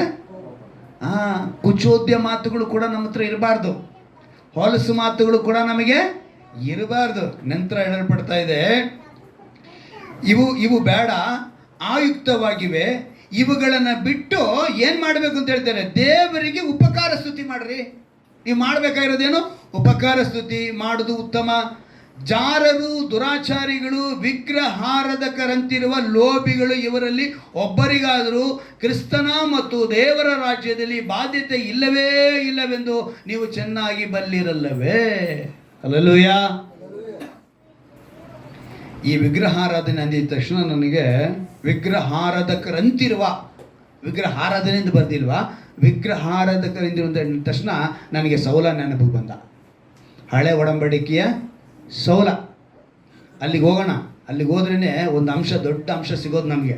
ಇವತ್ತಿನ ಪೋಷಣೆ ಮಾಡುತ್ತಿರುವುದು, ನಾವು ಯಾರನ್ನ ಪೋಷಣೆ ಮಾಡಿ, ಈಗ ಇಲ್ಲಿ ಮೇಲೆ ನೋಡಿದ್ವಲ್ಲ ಈ ಗುಣಲಕ್ಷಣಗಳು ಎಲ್ಲಿಂದ ಆರಂಭ ಆಗುತ್ತೆ ಅಂತೇಳಿ ಆ ಸೌಲನ ಮುಖಾಂತರ ನಾವು ತಿಳಿದುಕೊಳ್ಬೋದು. ಆ ಸೌಲನ ಆ ಒಂದೇ ಒಂದು ಅಂಶದಲ್ಲಿ ಬಹಳ ಉದ್ದನೆ ವಿಷಯಗಳಿದೆ, ಬಹಳಷ್ಟು ವಿಷಯಗಳಿದೆ. ಬರೋಣ. 1 ಸಮುವೇಲನ ಪ್ರವಾದಿಯ ಗ್ರಂಥ 15ನೇ ಅಧ್ಯಾಯ. ಸಮುವೇಲನ ಬರೆದ ಮೊದಲನೇ ಗ್ರಂಥ 15. ಸಮುವೇಲನ 15ನೇ ಅಧ್ಯಾಯ 22ನೇ ವಾಕ್ಯ. ಅದಕ್ಕೆ ಸಮುವೇಲನು ಯೆಹೋವನ ವಿಧೇಯತ್ವಕ್ಕೆ ಮೆಚ್ಚುವಷ್ಟು ಯಜ್ಞ ಹೋಮಗಳಿಗೆ ಮೆಚ್ಚುತ್ತಾನೋ? ಯಜ್ಞವನ್ನು ಅರ್ಪಿಸುವುದಕ್ಕಿಂತ ಮಾತು ಕೇಳುವುದು ಉತ್ತಮವಾಗಿದೆ. ಟಗರುಗಳ ಕೊಬ್ಬಿಗಿಂತ ವಿಧೇಯತ್ವ ವಿಶೇಷವಾಗಿದೆ. ಅವಿಧೇಯತ್ವವು ಏನಂತೆ? ಅವಿಧೇಯತ್ವವು ಮಂತ್ರ ತಂತ್ರಗಳಷ್ಟೇ ಕೆಟ್ಟದ್ದಾಗಿರುವುದು. ಹಠವು ಮಿಥ್ಯಾಭಕ್ತಿಗೂ ವಿಗ್ರಹಾರಾಧನೆಗೂ ಸಮವಾಗಿರುವುದು. ಯಾವ್ದಕ್ಕೆ ಸಮವಾಗಿದೆ? ಈಗ ನಾವು ಮುಂದೆ ನೋಡಿದ್ವಲ್ಲ ಎಫೆಸರಲ್ಲಿ, ವಿಗ್ರಹಾರಾಧಕರಂತಾಗಿರುವ. ಯಾವುದು ಮೊದಲನೇದಾಗಿ ಎಲ್ಲಿಂದ ಬರುತ್ತೆ ಅಂತ ಹೇಳಿದ್ರೆ ವಿಗ್ರಹಾರಾಧಕರಂತಿರುವ ಅಂತ ಹೇಳಿದ್ರೆ ವಿಗ್ರಹಾರಾಧನೆಗೂ ಸಮವಾಗಿರುವಂತ ಏನು ಅಂತ ಹೇಳಿದ್ರೆ ಅವಿಧೇಯತೆ. ಯಾವುದು? ಇಲ್ಲಿ ಒಂದು ಅಂಶ ಇದೆ. ಸೌಲ ಅಲ್ಲಿ ಹೋಗಿ ಯುದ್ಧ ಮಾಡಿ ಒಬ್ರು ಬಿಡಬೇಡ, ಚಿಕ್ಕವರಿಂದ ಹಿಡಿದು ದೊಡ್ಡವರಿಗೆ ಎಲ್ಲರೂ ಸಂಹಾರ ಮಾಡು, ಯಾವುದು ಪಶು ಯಾವುದನ್ನು ಬಿಡಬೇಡ ಅಂತ ಹೇಳಿದ್ರೆ ಇವನು ಎಲ್ಲರನ್ನೂ ಸಂಹಾರ ಮಾಡಿ ಕೊಬ್ಬಿದ ಪಶುಗಳನ್ನೆಲ್ಲ ಒತ್ಕೊಂಬಂದಂತೆ. ಏನಕ್ಕೆ ಅಂತ ಹೇಳಿದ್ರೆ ದೇವರಿಗೆ ಯಜ್ಞವನ್ನು ಅರ್ಪಿಸೋದಕ್ಕಾಗುತ್ತಪ್ಪ, ಅವು ಚೆನ್ನಾಗಿದೆ ಪಶುಗಳು, ಅವೇನು ಮಾಡ್ತು? ಮೂಕ ಪ್ರಾಣಿಗಳು ಅಂತ ಡೈಲಾಗ್ ಹೊಡೆದಿರ್ತಾನೆ. ಏನಂತ ಹೊಡೆದಿರ್ತಾನೆ? ಅವು ಏನು ಮಾಡ್ತು ಮೂಕ ಪ್ರಾಣಿಗಳು? ತಗೊಂಬರೋಣ ದೇವ್ರಿಗೆ. ಇವನು ಹೇಳೋದು ಕೇಳೋರ್ಗೆ ಏನು ಅನಿಸುತ್ತೆ? ಒಳ್ಳೇದಂತಾನೆ ಹೇಳ್ತಿದ್ದಾನೆ. ಕೆಲವ್ರು ಹೇಳ್ತಾರೆ ನಿಮಗೆ ಒಳ್ಳೇದ ಥರನೇ ಇರುತ್ತೆ. ಅಪ್ಪ ಪರವಾಗಿಲ್ಲಪ್ಪ, ಇವತ್ತು ಈ ಸಂಡೇ ನೀನು ಹೋಗ್ಲಿಲ್ಲ ಅಂತ ನಡೀತೈತೆ, ಬರೋ ಸಂಡೇ ನೀನು ಹೋಗಿ ಜಾಯಿಂಟ್ ಆಗಿಬಿಟ್ಟು ದೇವ್ರ ಹತ್ರ ನಮ್ಗೆ ಕ್ಷಮಿಸು ಅಂತ ಹೇಳಿದ್ರೆ ನಿಮ್ಮ ದೇವ್ರಿಗೆ ಕ್ಷಮಿಸೋ ದೇವರಲ್ವಾ, ಕ್ಷಮಿಸಿಬಿಡ್ತಾರೆ ಅಂತ ಹೇಳ್ತಾನೆ. ಹೇಳೋದು ಹೆಂಗಿರ್ತಾನೆ? ಹಿಂಗೆ ಹೇಳ್ತಾನೆ, ಪ್ರೇರೇಪಿಸಿಕೊಡ್ತಾನೆ ನಿಮ್ಮನ್ನು. ಚೆನ್ನಾಗೇ ಇರುತ್ತೆ, ಒಳ್ಳೇದಾಗೇ ಇರುತ್ತೆ. ಅದರಲ್ಲಿ ಏನಾಗಿದೆ? ಅದು ದೇವರಿಗೆ ಅವಿಧೇಯತೆ. ಇಲ್ಲಿ ಸೌಲ ಮಾಡಿದ ಅದೇ ಅವಿಧೇಯತೆನೇ. ಈ ಅವಿಧೇಯತೆ ಅನ್ನೋದು ಎಲ್ಲಿಂದಕ್ಕೆ ಸಮಾನ ಅಂತ ಹೇಳಿದ್ರೆ ವಿಗ್ರಹಕ್ಕೆ ಸಮಾನ. ಗಂಡ ಹೆಂಡತಿಗೆ ಏನಾರು ಹೇಳಿದ್ರೆ, ಹೆಂಡತಿ ಗಂಡನ್ಗೆ ಹೇಳಿದ್ರು, ಒಂದು ಮಾತು ಬುದ್ಧಿ ಮಾತು ಹೇಳ್ತಾಳೆ ಹೆಂಡತಿ, ಊರು ಬಿಟ್ಟು ಎಲ್ಲಿಂದನೋ ಬಂದಿದ್ಯಾ, ನನಗೆ ಬಂದು ಬುದ್ಧಿ ಹೇಳಕ್ಕೆ ಬರ್ತಿದ್ಯಾ ನೀನು, ಇರು ಅಲ್ಲೇ ಅಂತಾನೆ ಗಂಡ. ಹೆಂಡತಿ ಏನು ಹೇಳ್ತಾಳೆ? ಏನಪ್ಪ ಒಳ್ಳೆ ತಾನೇ ಹೇಳ್ತಾ ಇದ್ದೀನಿ. ಕೆಲವ್ರು ಹೆಂಡತಿ ಮಾತು ಕೇಳಲ್ಲ, ಕೆಲವ್ರು ಗಂಡನ ಮಾತು ಕೇಳಲ್ಲ. ಇನ್ನು ಮಕ್ಕಳ ವಿಷಯಕ್ಕೆ ಬಂದರೆ ಇನ್ನು ಬಹಳ ಇದೆ. ಯಾಕಂತ ಹೇಳಿದ್ರೆ ಈ ಮಕ್ಕಳ ವಿಷಯದಲ್ಲಿ ನಾನು ಅನುಭವಿಸೋದ್ರಿಂದ ಹೇಳ್ತಾ ಇದ್ದೀನಿ. ಆಯ್ತಾ, 25 ಮಕ್ಕಳನ್ನ ನಾನು ಆರ್ಫನೇಜಲ್ಲಿ ನೋಡಿದವನು, 25 ಗುಣಗಳನ್ನ ನೋಡಿದವನು. ಹೇಗಿರ್ತಾರೆ ಮಕ್ಕಳು, ಅವರ ಬ್ಲಡ್ಡಲ್ಲಿ ಏನಿರುತ್ತೆ, ಆವಾಗ ನೀವು ಯೋಚನೆ ಮಾಡಬೇಕು ಮಕ್ಕಳು ಹೇಗಿರ್ತಾರೆ. ಯಾಕೆಂತ ಹೇಳಿದ್ರೆ ನನ್ನನ್ನೇ ನಾನು ಹೇಳ್ತೀನಿ, ಮೊದಲನೇದಾಗಿ ವಿದ್ಯೆ ಬಹಳ ಮುಖ್ಯ. ಯಾವ್ದು ಮುಖ್ಯ? ಈ ವಿದ್ಯೆ ಇಲ್ಲ ಅಂತ ಹೇಳಿದ್ರೆ ನಾವು ಶೂನ್ಯ. ಈವಾಗಿನ ಪರಿಸ್ಥಿತಿಗೆ ಶೂನ್ಯನೇ. ಅದನ್ನು ಚೆನ್ನಾಗಿ ಅನುಭವಿಸ್ತಾ ಇರೋದು ಅಂತ ಹೇಳಿದ್ರೆ, ನಾನು ಬೇಕಾದ್ರೆ ಈಗ ನಾನನ್ನು ಅನುಭವಿಸ್ತಾ ಇದ್ದೀನಿ, ಮಂಜುನೂ ಅನುಭವಿಸ್ತಿದ್ದಾರೆ, ಮೂರ್ತಿನೂ ಅನುಭವಿಸ್ತಾ ಇದ್ದಾನೆ. ನಮ್ಮ ಕಣ್ಣು ಮುಂದೆ ಆ ವಿದ್ಯೆ ಇಲ್ದಿರೋದು ಎಷ್ಟು ವೇಸ್ಟ್ ಅನ್ನೋದು ನಾವು ಯೋಚನೆ ಮಾಡ್ತೀವಿ. ನಾವು ಏನಕ್ಕೂ ಇವಾಗ ಪ್ರಯೋಜನ ಇರೋದಂಥವ್ರು. ಸರಿ, ಹಂಗೆ ಅದು ಬಂದ ಮೇಲೆ ಯೌವನ ಪ್ರಾಯಕ್ಕೆ ಬಂದ ಮೇಲೆ ಆದರೂ ಸ್ವಲ್ಪನಾರು ವಿಧೇಯತೆ ಬರಲಿಲ್ಲ. ಒಳ್ಳೆ ಕಂಪ್ನಿಗಳು ನನಗೆ ಸಿಕ್ಫಿಲ್ ಅನ್ನೋ ಕಂಪ್ನಿ, ಇವತ್ತು ಅದೇ ITC ಕಂಪ್ನಿ ಅದಕ್ಕೆ ಸೇರಿದೆ. ಅದು ಸಿಕ್ಫಿಲ್ ಅನ್ನೋ ಕಂಪ್ನಿ ಕೆಲಸ ಚೆನ್ನಾಗಿ ಸೇರಿಸ್ಕೊಂಡ್ರು, ಒಳ್ಳೆ ಕೆಲಸ. ಇವತ್ತಿದ್ದರೆ ನಾನು ಒಂದು 90,000 ಸಂಬಳಕ್ಕೆ ಇರ್ಬೋದಾಗಿತ್ತು, ಆದರೆ ಬಂದ್ಬಿಟ್ಟೆ. ಗೋಕುಲ್ದಾಸ್ ಎಕ್ಸ್ಪೋರ್ಟ್ಸ್, ಹಿಂದೂಜಾ ಎಕ್ಸ್ಪೋರ್ಟ್ಸ್, ಒಳ್ಳೊಳ್ಳೆ ಕಂಪ್ನಿ, ಗಾರ್ಮೆಂಟ್ಸ್ಗಳು, ಎಲೆಕ್ಟ್ರಿಷಿಯನ್ ಕೆಲಸ. ಏನು ಕೆಲಸ? ಸುಬ್ಯಾ ಸರ್ಕಲ್ ಮೇಯ್ನು ಆಫೀಸ್ ಅದು. ಗೋಕುಲ್ದಾಸ್ ಎಕ್ಸ್ಪೋರ್ಟ್ಸ್ ಅಂದರೆ ದೊಡ್ಡ ಗಾರ್ಮೆಂಟ್ಸ್ ಅದು, ಇವತ್ತಿಗೂ ಒಂದು ಹೆಸರು ಇರುವಂಥ ಗಾರ್ಮೆಂಟ್ಸ್. ಹಿಂದೂಜಾ ಎಕ್ಸ್ಪೋರ್ಟ್ಸ್, ಅಲ್ಲಿ ಕೂಡ ಮೆಕ್ಯಾನಿಕಲ್ ಕೂಡ ಸಿಕ್ತು ನನಗೆ. ಟೈಲರಿಂಗ್ ಮಿಷನಲ್ಲಿ ಇರೋದೇ 4 ಐಟಮ್ಗಳು. ಕೆಲಸ ಕಲ್ತ್ಕೊಂಡಿದ್ದೆ, ಆದರೆ ನಾನೇನು ಮಾಡಲಿಲ್ಲ, ಉಪಯೋಗ ಮಾಡ್ಕೊಂಡಿಲ್ಲ. ಕಾರಣ ಅಹಂಕಾರ. ನಾನು ಯಾರ ಕೈ ಕೆಳಗಿರೋದು? ಸಲಾಮ್ ಹೊಡೆಯೋ ಗುಣನೇ ನಮಗಿಲ್ಲಮ್ಮ. ನಾವು ಹೇಳೋದು ಏನಂತೆ? ಸಲಾಮ್ ಹೊಡೆಯೋ ಗುಣನೇ ನಮಗಿಲ್ಲ. ಅದಕ್ಕೆ ತಕ್ಕನಂಗೆ ನಾವು ಬಂದ್ಬಿಟ್ಟು 16 ವಯಸ್ಸಿಗೆ ನಮಗೆ ಪ್ರೀತಿ ಪ್ರೇಮ ಹುಟ್ಟುಬಿಡ್ತು. ಇದ್ದಿದ್ದು ಅಥವಾ ಇದು 16 ವಯಸ್ಸಿಗೆ ನಾವು ಲವ್ ಸ್ಟೋರಿ ಹೊಟ್ಟೋಗಿ 21 ವಯಸ್ಸಿಗೆ ಮದುವೆ ಆಗೋಯ್ತು. 21 ವಯಸ್ಸಿಗೆ ಮದುವೆ ಆಗಿ 22 ವಯಸ್ಸಿಗೆಲ್ಲ ಮಕ್ಕಳು ಆಗೋಯ್ತು. ಇದರಲ್ಲಿ ನಮಗೆ ದೊಡ್ಡ ಸ್ವಭಾವಗಳಿತ್ತು, ನಮಗೆ ಗುಣಗಳಿತ್ತು, ತುಂಬ ಒಳ್ಳೆ ಗುಣಗಳು. ಎಣ್ಣೆ ಹೊಡೆಯೋದು, ಬೀಡ ಹಾಕೋದು, ದಮ್ ಹೊಡೆಯೋದು, ಎಲ್ಲ ವಿಧವಾದ ಚಟಗಳು ಬೇರೆ, ಇವುಗಳು ಬೇರೆ. ಕಾರಣ ಏನು ಅಂದರೆ, ಕೇಳಿದ್ರೆ ಬಿಷಪ್ ಫ್ಯಾಮಿಲಿ, ರೆವರೆಂಡ್ ಫ್ಯಾಮಿಲಿ, ನಮ್ಮ ತಂದೆ ತಾತ ಮುತ್ತಾತೆಲ್ಲ ದೊಡ್ಡ ಪಾಸ್ಟ್ಗಳು, ರೆವರೆಂಡ್ಗಳು ಹೇಳ್ಕೊಳ್ಳೋದು. ಕ್ರಿಸ್ಮಸ್ ಕ್ರೈಸ್ತರು ನಾವು. ಕಾರಣ ಏನು? ಅವಿಧೇಯತೆ. ನಮ್ಮಪ್ಪ ಏನು ತಗೊಂಡೋಗಿ ಎಣ್ಣೆ ಹೊಡಿತಾನ ಹೇಳಿದ್ರು, ನನಗೆ ಕುಡಿಯಂತಾನ ಹೇಳಿದ್ರು. ನಾನು ಕಲ್ತಿದ್ದು, ನಾನು ಅವಿಧೇಯನಾಗಿದ್ದು, ನಾನೇನು ಮಾಡಿದೆ? ಪಾಪದ. ಕಾರಣ ಏನು? ವಿದ್ಯೆ ಇಲ್ಲ, SLCಗೆ ಮುಗಿಸ್ಕೊಂಡೆ, ನಂತರ ಏನು ನಾನು ಇಷ್ಟ ಬಂದಂಗೆ ಜೀವಿಸ್ದೆ. ಇವತ್ತು ವಿದ್ಯೆ ಕುರಿತು ಮಕ್ಕಳಿಗೆ ಸರಿಯಾದ ಒಂದು ಅರಿವಿಲ್ಲ.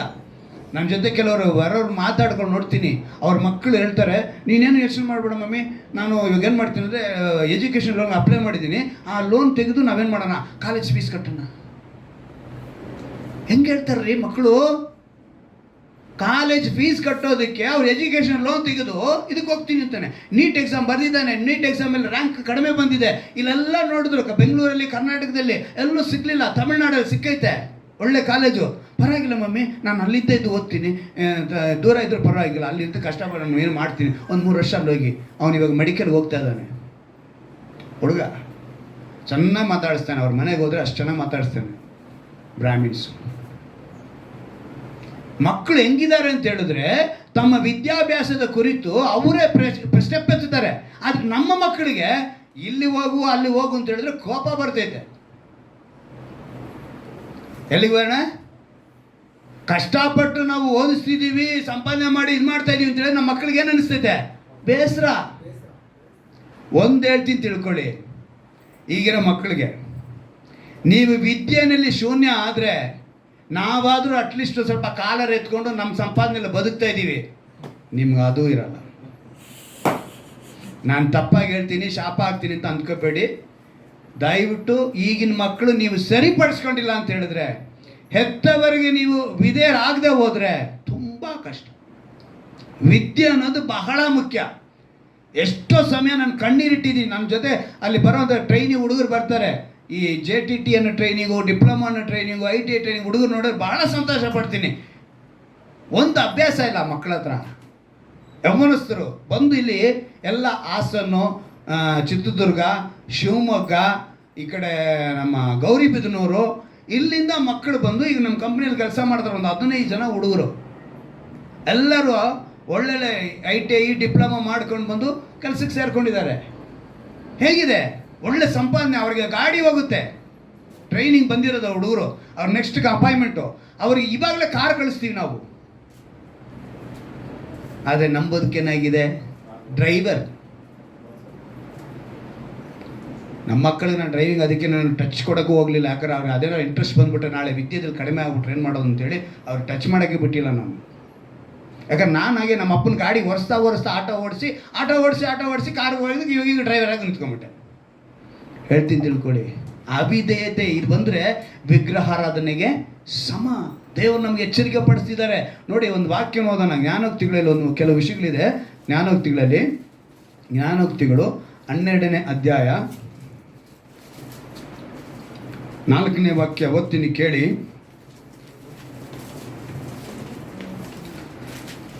ಗುಣವಂತೆಯು ಪತಿಯ ತಲೆಗೆ, ಮನೇಲಿ ಗುಣವಂತೆ. ಈ ಕೆಲವರ ವಿಷಯದಲ್ಲಿ ನಾನು ನೋಡ್ತೀನಿ, ಈ ಗಂಡ ಹೆಂಡತಿ ವಿಷಯದಲ್ಲಿ ಗುಣವಂತೆ ಅಂತ ಹೇಳುವಾಗ ಈಗ ಮಕ್ಕಳನ್ನ ಬೆಳೆಸೋ ವಿಷಯದಲ್ಲಿ ಆಗ್ಬೋದು. ಮಾತತ್ರ ಕೆಲವು ಗಂಡಸರು ಏನು ಹೇಳ್ತಾರೆ ಗೊತ್ತಾ? ನೀನು ಇರಬೇಡ, ನಿನ್ನ ಮಕ್ಕಳು ಇರಬೇಡ. ಏನಂತೆ? ನೀನು ಇರಬೇಡ. ಕಾರಣ ಏನು? ನಾವು ಬೆಳಿಗ್ಗೆಯಿಂದ ಸಂಜೆವರೆಗೂ ಕೆಲಸಕ್ಕೆ ಹೋಗ್ತೀವಿ, ಮನೇಲಿದ್ದು ಏನು ಗುಡ್ಡೆ ಹಾಕ್ತೀರ ನೀವು? ಮಕ್ಕಳನ್ನ ನೋಡ್ಕೊಳಕ್ಕಾಗಲ್ವಾ? ಮಕ್ಕಳನ್ನ ಬೆಳೆಸೋಕ್ಕಾಗಲ್ವಾ? ಕೆಲವು ಅದೇ ರೀತಿಯಾಗಿ ಕೆಲವರು ಇದ್ದಾರೆ ಪತ್ನಿಯರು. ಓಹೋ, ನಮ್ಮ ಮನೆ ಕೆಲಸನೇ ಸಾಕಾಗೋಗುತ್ತೆ, ನಿನಗೆ ಊರೆಲ್ಲ ಕೆಲಸ ಮಾಡೋಕ್ಕಾಗುತ್ತೆ, ಮನೇಲಿ ಬಂದು ಒಂದು ಮಕ್ಕಳಿಗೆ ಸ್ವಲ್ಪ ಹೇಳ್ಕೊಡೋಕ್ಕಾಗುತ್ತಾ ನಿನಗೆ ಅಂತ ಇವ್ರು ಅವ್ರನ್ನ ಕೇಳ್ತಾರೆ. ನಿನ್ನ ಗುಣ ತಾನೇ ನಿನ್ನ ಮಕ್ಕಳಿಗೆ ಬರೋದು, ನೀನು ನನ್ನ ಮಾತು ಕೇಳೋದು ತಾನೆ ನಿನ್ನ ಮಕ್ಕಳು ನನ್ನ ಹತ್ರ ಮಾತು ಕೇಳೋದು ಅಂತ ಇವ್ರು ಹೇಳ್ತಾರೆ. ಆದರೆ ದೇವ್ರ ವಾಕ್ಯ ಹೇಳಿದೆ ಪತಿಗೆ ಏನಾಗಿರ್ಬೇಕು ಅವಳು? ಕಿರೀಟವಾಗಿ. ಆದರೆ ಇವತ್ತು ಪ್ರಪಂಚ ಹೆಂಗೆ ಹೋಗ್ತಾ ಇದೆ. ಇನ್ನೂ ಜ್ಞಾನಕ್ಕೆ ತಿಳಿ ಕೆಲವು ವಿಷಯಗಳು ಹೇಳ್ತೀನಿ. 13ನೇ ಅಧ್ಯಾಯದಲ್ಲಿ ಇನ್ನೊಂದು ಮಾತು ಬರೆಯಲ್ಪಟ್ಟಿದೆ, 24ನೇ ವಾಕ್ಯ. ಬೆತ್ತ ಹಿಡಿಯದ ಪಿತ ಪುತ್ರನಿಗೆ ಶತ್ರು, ಚೆನ್ನಾಗಿ ಶಿಕ್ಷಿಸುವ ಪಿತ ಪುತ್ರನಿಗೆ ಮಿತ್ರ. ಏನಂತೆ? ಬೆತ್ತ ಹಿಡಿಯದ ಪಿತ ಪುತ್ರನಿಗೆ. ಬೆತ್ತ ಹಿಡ್ದಿಲ್ಲ ಅಂತ ಹೇಳಿದ್ರೆ ಅವ್ರ ಅಪ್ಪನಿಗೆ ಅವನೇನಾಗ್ತಾನೆ? ಅವನು ಶತ್ರು ಆಗ್ಬಿಡ್ತಾನೆ. ಬೆತ್ತ ಹಿಡಿಬೇಕು. ಆದರೆ ಈಗ ಸ್ಕೂಲಲ್ಲೂ ಬೆತ್ತ ಹಿಡಿಯೋಂಗಿಲ್ಲ, ಮನೆಯಲ್ಲೂ ಬೆತ್ತ ಹಿಡಿಯೋಂಗಿಲ್ಲ. ಸಮಾಜ ಹಂಗೆ ಮಾಡಿಬಿಟ್ಟಿದೆ. ಅದಕ್ಕೆ ಮೊನ್ನೆ ಒಬ್ಬ ಯಾವುದೋ ಇದರಲ್ಲಿ ನಾನು ಒಂದು ಆರ್ಟಿಕಲ್ ನೋಡಿದಾಗ ಹೇಳಿದ್ರು, ಅವ್ರು ಬರೆದಿದ್ದಾರೆ ಒಬ್ಬರು, ಏನಂತ ಹೇಳಿದ್ರೆ ಶಾಲೆಯಲ್ಲಿ ಬೆತ್ತ ಹಿಡಿದಿಲ್ಲ, ಮನೆಯಲ್ಲಿ ಬೆತ್ತ ಹಿಡ್ದಿಲ್ಲ, ಕೊನೆಗೆ ಅವರು ಪೊಲೀಸ್ ಬೆತ್ತಕ್ಕೆ ಬಿದ್ದವ್ರೆ. ಎಲ್ಲಿ? ನೀನು ಎತ್ತೋರ್ ಮಾತಿಗೂ ಕೇಳಲ್ಲ, ಶಾಲೆಯಲ್ಲಿ ಹೇಳೋದನ್ನು ಕೇಳಲ್ಲ, ಕೊನೆಗೆ ಎಲ್ಲಿರ್ತೀಯ ಗೊತ್ತಾ? ಪೊಲೀಸ್ನವ್ರ ಲಾಟಿಗೆ ನೀವು ಕೇಳೋದು. ಅಂದರೆ ನಿಮ್ಮ ಸ್ವಭಾವಗಳು ಬದಲಾಗ್ತವೆ. ನಿಮ್ಮ ಬಾಳನ ಪ್ರವಾದಿಗಳಿಲ್ಲಂಥ ಗುಣಲಕ್ಷಣಗಳು ನಿಮ್ಮ ಒಳಗೆ ಬಂದಾಗ ನೀವು ಯಾವಾಗ ಅವಿಧೇಯರಾಗ್ತಿರೋ, ನೀವು ಹೆತ್ತೋರ ಮಾತು ಕೇಳಲ್ಲ, ಟೀಚರ್ ಮಾತು ಕೇಳಲ್ಲ, ಹಿರಿಯರ ಮಾತು ಕೇಳಲ್ಲ, ಏನಾಗ್ತೀರಾ? ಕೊನೆಗೆ ಸ್ಟೇಷನ್ ಹೋಗಿ ಪೊಲೀಸ್ನವ್ರ ಹತ್ರ ಹೇಳ್ತಿರ್ತೀರ. ಇದೇ ಆಗೋದು ಕೊನೆಗೆ. ಈಗ ನಮ್ಮ ಕಣ್ಮುಂದೆ ಏನೇನೋ ಸಿನಿಮಾ ನಟರುಗಳದೆಲ್ಲ ನೋಡ್ತೀವಿ, ಕ್ಷಣ ಮಾತ್ರದಲ್ಲಿ ಅವರ ಚರಿತ್ರೆನೇ ಬದಲಾಗೋಯ್ತು. ಇನ್ನು ಬರಲ್ಲ, ಅವರ ಚರಿತ್ರೆ ಬದಲಾಗೋದಕ್ಕೆ ಸಾಧ್ಯ ಇಲ್ಲ. ಕಾರಣ ಅವಿಧೇಯತೆ. ಅವಿಧೇಯತೆ ನಿಮ್ಮನ್ನು ಆಳ್ವಿಕೆ ಮಾಡ್ತು ಅಂತ ಹೇಳಿದ್ರೆ ಖಂಡಿತವಾಗ್ಲೂ ನಾವೇನಾಗ್ತೀವಿ? ಬಾಳನ ಪ್ರವಾದಿಗಳ ಗುಣಲಕ್ಷಣಗಳು. 4ನೇ ಅಧ್ಯಾಯ ಒಂದು ಮಾತು ನಾನು ಹೇಳ್ತೀನಿ ನೋಡಿ. ಜ್ಞಾನೋಕ್ತಿಗಳಲ್ಲಿ ಒಂದು ಅದ್ಭುತವಾದ ಮಾತು ಅದರಲ್ಲಿ ಬರೆಯಲ್ಪಟ್ಟಿದೆ. 4ನೇ ಅಧ್ಯಾಯದಲ್ಲಿ 8ನೇ ವಾಕ್ಯದಲ್ಲಿ, ಜ್ಞಾನವೆಂಬ ಆಕೆಯು ಶ್ರೇಷ್ಠಳು ಎಂದು ನೀನು ಭಾವಿಸಿದರೆ ಆಕೆಯು ನಿನ್ನನ್ನು ಉನ್ನತ ಸ್ಥಿತಿಗೆ ತರುವಳು. ನಿನ್ನ ಹೆಂಡತಿನ ನೀನು ಶ್ರೇಷ್ಠಳು ಅಂತ ಹೇಳಿದ್ರೆ ಅವಳು ನಿನ್ನ ಉನ್ನತ ಸ್ಥಿತಿಗೆ ತರ್ತಾಳೆ. ನೀನು ಯಾವಾಗ ಹೇಳಿದ್ರೆ ನಿನಗೆ ಏನು ಹೇಳಿದ್ರು ಅರ್ಥ ಆಗ ನೀನು ಅಲ್ಲೇ ಇರೋ ಅಂತ ತಟ್ಟೋದು. ನಿನಗೆ ವಿದ್ಯೆ ಇಲ್ಲ, ನಿನಗೆ ಬುದ್ಧಿ ಇಲ್ಲ, 4 ಕಡೆ ತಿರುಗಾಡಿದ್ಯಾ ನೀನು, ನಾನು 4 ಕಡೆ ತಿರುಗಾಡೋನು, ನೀನು ಅಲ್ಲೇ ಇರು. ಇವತ್ತು ಗಂಡಸಿನ ಮಾತು. ದೇವರ ಮಾತು ಏನು ಹೇಳ್ತಾ ಇದೆ? ಜ್ಞಾನವೆಂಬಾಕೆ ಶ್ರೇಷ್ಠಳು ಎಂದು ನೀನು ಭಾವಿಸಿದರೆ ಆಕೆ ನಿನ್ನನ್ನು ಉನ್ನತ ಸ್ಥಿತಿಗೆ ತರುವಳು. ಆಕೆಯನ್ನು ಅಪ್ಪಿಕೊಂಡರೆ ನಿನ್ನನ್ನು ಘನಪಡಿಸುವಳು. ಆಕೆ ನಿನ್ನ ತಲೆಗೆ ಅಂದದ ಪುಷ್ಪ ಮಾಲೆಯನ್ನಿಟ್ಟು ಸುಂದರ ಕಿರೀಟವನ್ನು ನಿನಗೆ ಒಪ್ಪಿಸುವಳು. ಅವಳಿಂದಾನೇ ನಿನಗೆ ಒಪ್ಪಿಸುವಿಕೆ ಕಿರೀಟ. ಆದರೆ ನಾವೇನು ಮಾಡ್ತೀವಿ? ಇದೆಲ್ಲ ದೇವರು ನಮಗೆ ಕುಟುಂಬದಲ್ಲೇ ಇಟ್ಟು ತೋರಿಸ್ತಾ ಇದ್ದಾರೆ. ನಾವು ಅದನ್ನು ಅವಿಧೇಯತೆಯಿಂದ ನೋಡಿ. ಅದಕ್ಕೆ ಹೇಳ್ತೀನಿ, ಯಾವಾಗ ನಮ್ಮ ಬಾಯಿಯಿಂದ ನಾವು ಹೆಂಡತಿನೋ, ಇನ್ನೊಂದು ವಿಷಯ ತಿಳ್ಕೊಳ್ಳಿ, ಚೆನ್ನಾಗಿ ಗಮನ ಇಟ್ಕೊಳ್ಳಿ. ಕೆಲವು ಸ್ತ್ರೀರು ಮಾಡುವಂಥ ತಪ್ಪು, ಮಕ್ಕಳು ಆಗೋವರೆಗೂ ಗಂಡಿನ ಮೇಲೆ ಇದ್ದಂಥ ಪ್ರೀತಿ ಬೇರೆ, ಮಕ್ಕಳಾದ ಮೇಲೆ ಗಂಡಿನ ಮೇಲೆ ಪ್ರೀತಿ ಬೇರೆ, ಮಕ್ಕಳು ಬೆಳೀತಾ ಇದ್ದಂಗೆ ಇನ್ನೂ ಪ್ರೀತಿ ಬೇರೆ, ಇನ್ನು ಮಕ್ಕಳು ಬೆಳೀತಾ ಗಂಡು ಮಕ್ಕಳು ಬೆಳೀತಾ ಇದ್ರೆ ಇನ್ನೂ ಬೇರೆ. ಮಕ್ಕಳು ಬೆಳೆದು ಸಂಬಳ ತಗೊಂಡಾಗ, ಸಂಪಾದನೆ ಮಾಡಿದಾಗ ಇದ್ದಿದ್ದೂ ಬೇರೆ. ಒಂದು ಹೇಳ್ತೀನಿ, ಗಂಡ ಹೆಂಡತಿ ಯಾವತ್ತಿದ್ರೂ ಒಬ್ರಿಗೊಬ್ಬರು ಮಕ್ಕಳ ಮುಂದೆ ಬಿಟ್ಟು ಕೊಡಬಾರದು. ನೀವು ಮಕ್ಕಳ ಮುಂದೆ ನಿನ್ನ ಗಂಡನ ನೀನು ಒಂಥರ ಏನಾದ್ರು ಅಸಡ್ಡೆ ಆಗೋ ಅಥವಾ ಬೇಜವಾಬ್ದಾರಿ ಮಾತಾಡಿದ್ರೆ ಮಕ್ಕಳು ನೋಡ್ತಾ ಇರ್ತಾರೆ. ಏನು ಮಾಡ್ತಾರೆ? ಮಕ್ಕಳು ನೋಡ್ತಾ ಇರ್ತಾರೆ, ನಿನಗೆ ನಾಳೆ ಬೆಲೆ ಕೊಡಲ್ಲ. ನಿನ್ನ ಗಂಡನ್ನ ನೀನು ಮಕ್ಕಳ ಮುಂದೆ ನೀನು ಏನಾದ್ರು ತಪ್ಪಾಗಿ ಮಾತನಾಡೋದು ಏನು ಮಾಡ್ತಾರೆ ಗೊತ್ತಾ? ಅವ್ರ ತಾಯಿ ಹತ್ರ, ಅಯ್ಯೋ ಅಮ್ಮನಮ್ಮ ಬೆಳಗ್ಗೆ ಹೋಗ್ತಾನೆ ರಾತ್ರಿ ಬರ್ತಾನೆ. ಯಾರನ್ನ? ಗಂಡನ ಹೇಳೋದು. ಬೆಳಿಗ್ಗೆ ಹೋಗ್ತಾನಮ್ಮ ಸಾಯಂಕಾಲ ಬರ್ತಾನೆ, ಏನೂ ನಮಗೇನು ಇದು ಮಾಡಲ್ಲ. ಅವನಾಯ್ತು, ಅವ್ನ ಕೆಲಸ ಆಯಿತು, ಮಕ್ಳಿಗೇನೋ ಒಂದು ತಂದು ಬಿಸಾಕ್ತಾನೆ, ಬೇಯಿಸಾಕ್ತೀನಿ ನಾನು. ನೀನು ಅವನು ಇವನು ಅಂತ ನಿನ್ನ ತಾಯಿ ಹತ್ರ ಮಾತನಾಡ್ಬೇಕಿದ್ರೆ ನಿನ್ನ ಮಕ್ಕಳು ನೋಡ್ತಾ ಇರ್ತಾರೆ. ನಮ್ಮ ಮನೆಯವ್ರನ್ನ ಇವತ್ತವರೆಗೂ ನಾನು ಏನಂತ ಕರೀತಾರೆ ಗೊತ್ತಾ? ಅಪ್ಪ ಅಂತ ಕರೀತಾರೆ.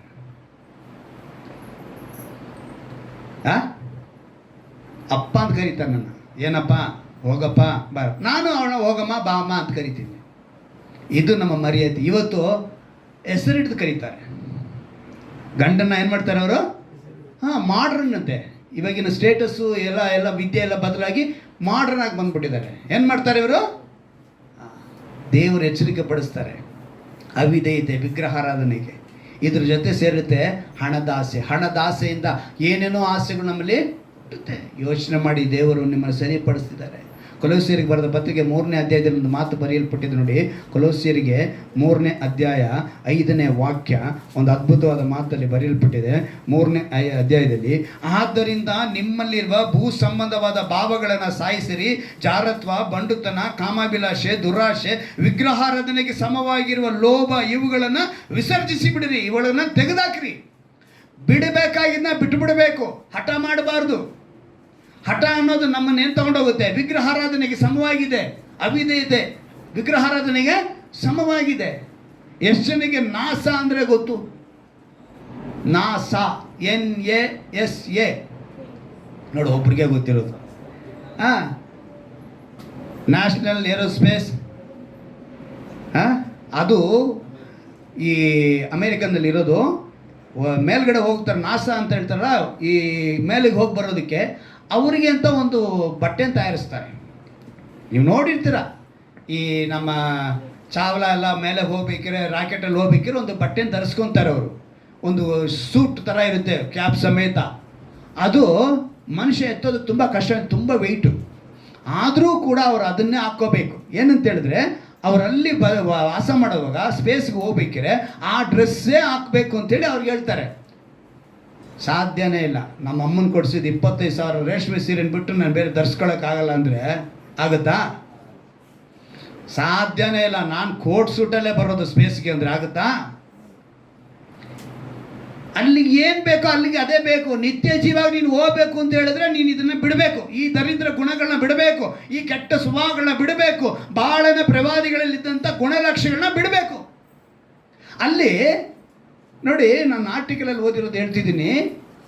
ಊಟ ಹೆಂಗಿರುತ್ತೆ ಗೊತ್ತಾ? ಎಲ್ಲ ಪೌಡ್ರೇ, ಕ್ಯಾಪ್ಸಲ್ಲೇ. ಪೌಡ್ರ್ ಅಂದಿದ ತಕ್ಷಣ ಡಬ್ಬ ಪೌಡ್ರ್ ಕೊಡಲ್ಲ. ಇಷ್ಟಿಷ್ಟೇ ಪೌಡ್ರುಗಳು ಪ್ಯಾಕೆಟ್ ಮಾಡಿ ಇಟ್ಟಿರ್ತಾರೆ. ಇಷ್ಟಿಷ್ಟೇ ಆ್ಯಪಲ್ದು, ಈ ಫ್ರೂಟ್ಸ್ಗಳದೆಲ್ಲ ಪೌಡ್ರುಗಳು. ನಮಗೆ ಅದೇ ಊಟ ಅಂತೆ. ಸಾಧ್ಯನೇ ಇಲ್ಲ. ನನಗೆ ಮುದ್ದೆನೋ ಕೋಳಿ ಚಿಕನ್ ಇಲ್ಲ, ನಾಟಿ ಚಿಕನ್ ಇಲ್ಲ ಅಂದರೆ ಆಗದೇ ಇಲ್ಲ ಅಂತೇಳಿ ಸ್ಪೇಸ್ಗೆ ಹೋಗ್ತೀನಿ ಅಂತ ಹೇಳಿದ್ರೆ ಆಗುತ್ತಾ? ಯಾವುದನ್ನು ಬಿಡಬೇಕೋ ಅದನ್ನು ಬಿಟ್ಬಿಡ್ಬೇಕು. ದೇವರು ಸ್ಪಷ್ಟವಾಗಿ ಹೇಳ್ತಿದ್ದಾರೆ, ನಿನ್ನ ಸ್ವಭಾವ ಲಕ್ಷಣಗಳನ್ನು ಇಲ್ಲಿ ಇಸಬೇಲಳು ಯಾರನ್ನ, ಈ 450 ಮಂದಿ ಪ್ರವಾದಿಗಳನ್ನು ಪೋಷಣೆ ಮಾಡಿದ್ಲಂತೆ. ಇವತ್ತು ನೀನು ಇಂಥ ಸ್ವಭಾವಗಳನ್ನು, ಗುಣಲಕ್ಷಣಗಳನ್ನು ನಿನ್ನಲ್ಲಿ ಪೋಷಣೆ ಮಾಡ್ತಾ ಇದೆಯಾ? ಯಾರು ಸಪ್ರೇಟಾಗಿ ಬಂದು ಪೋಷಣೆ ಮಾಡ್ತಿಲ್ಲ. ನಿನ್ನಲ್ಲಿರೋ ಗುಣ ನೀನು ಪೋಷಣೆ ಮಾಡ್ತಿರೋದೆ.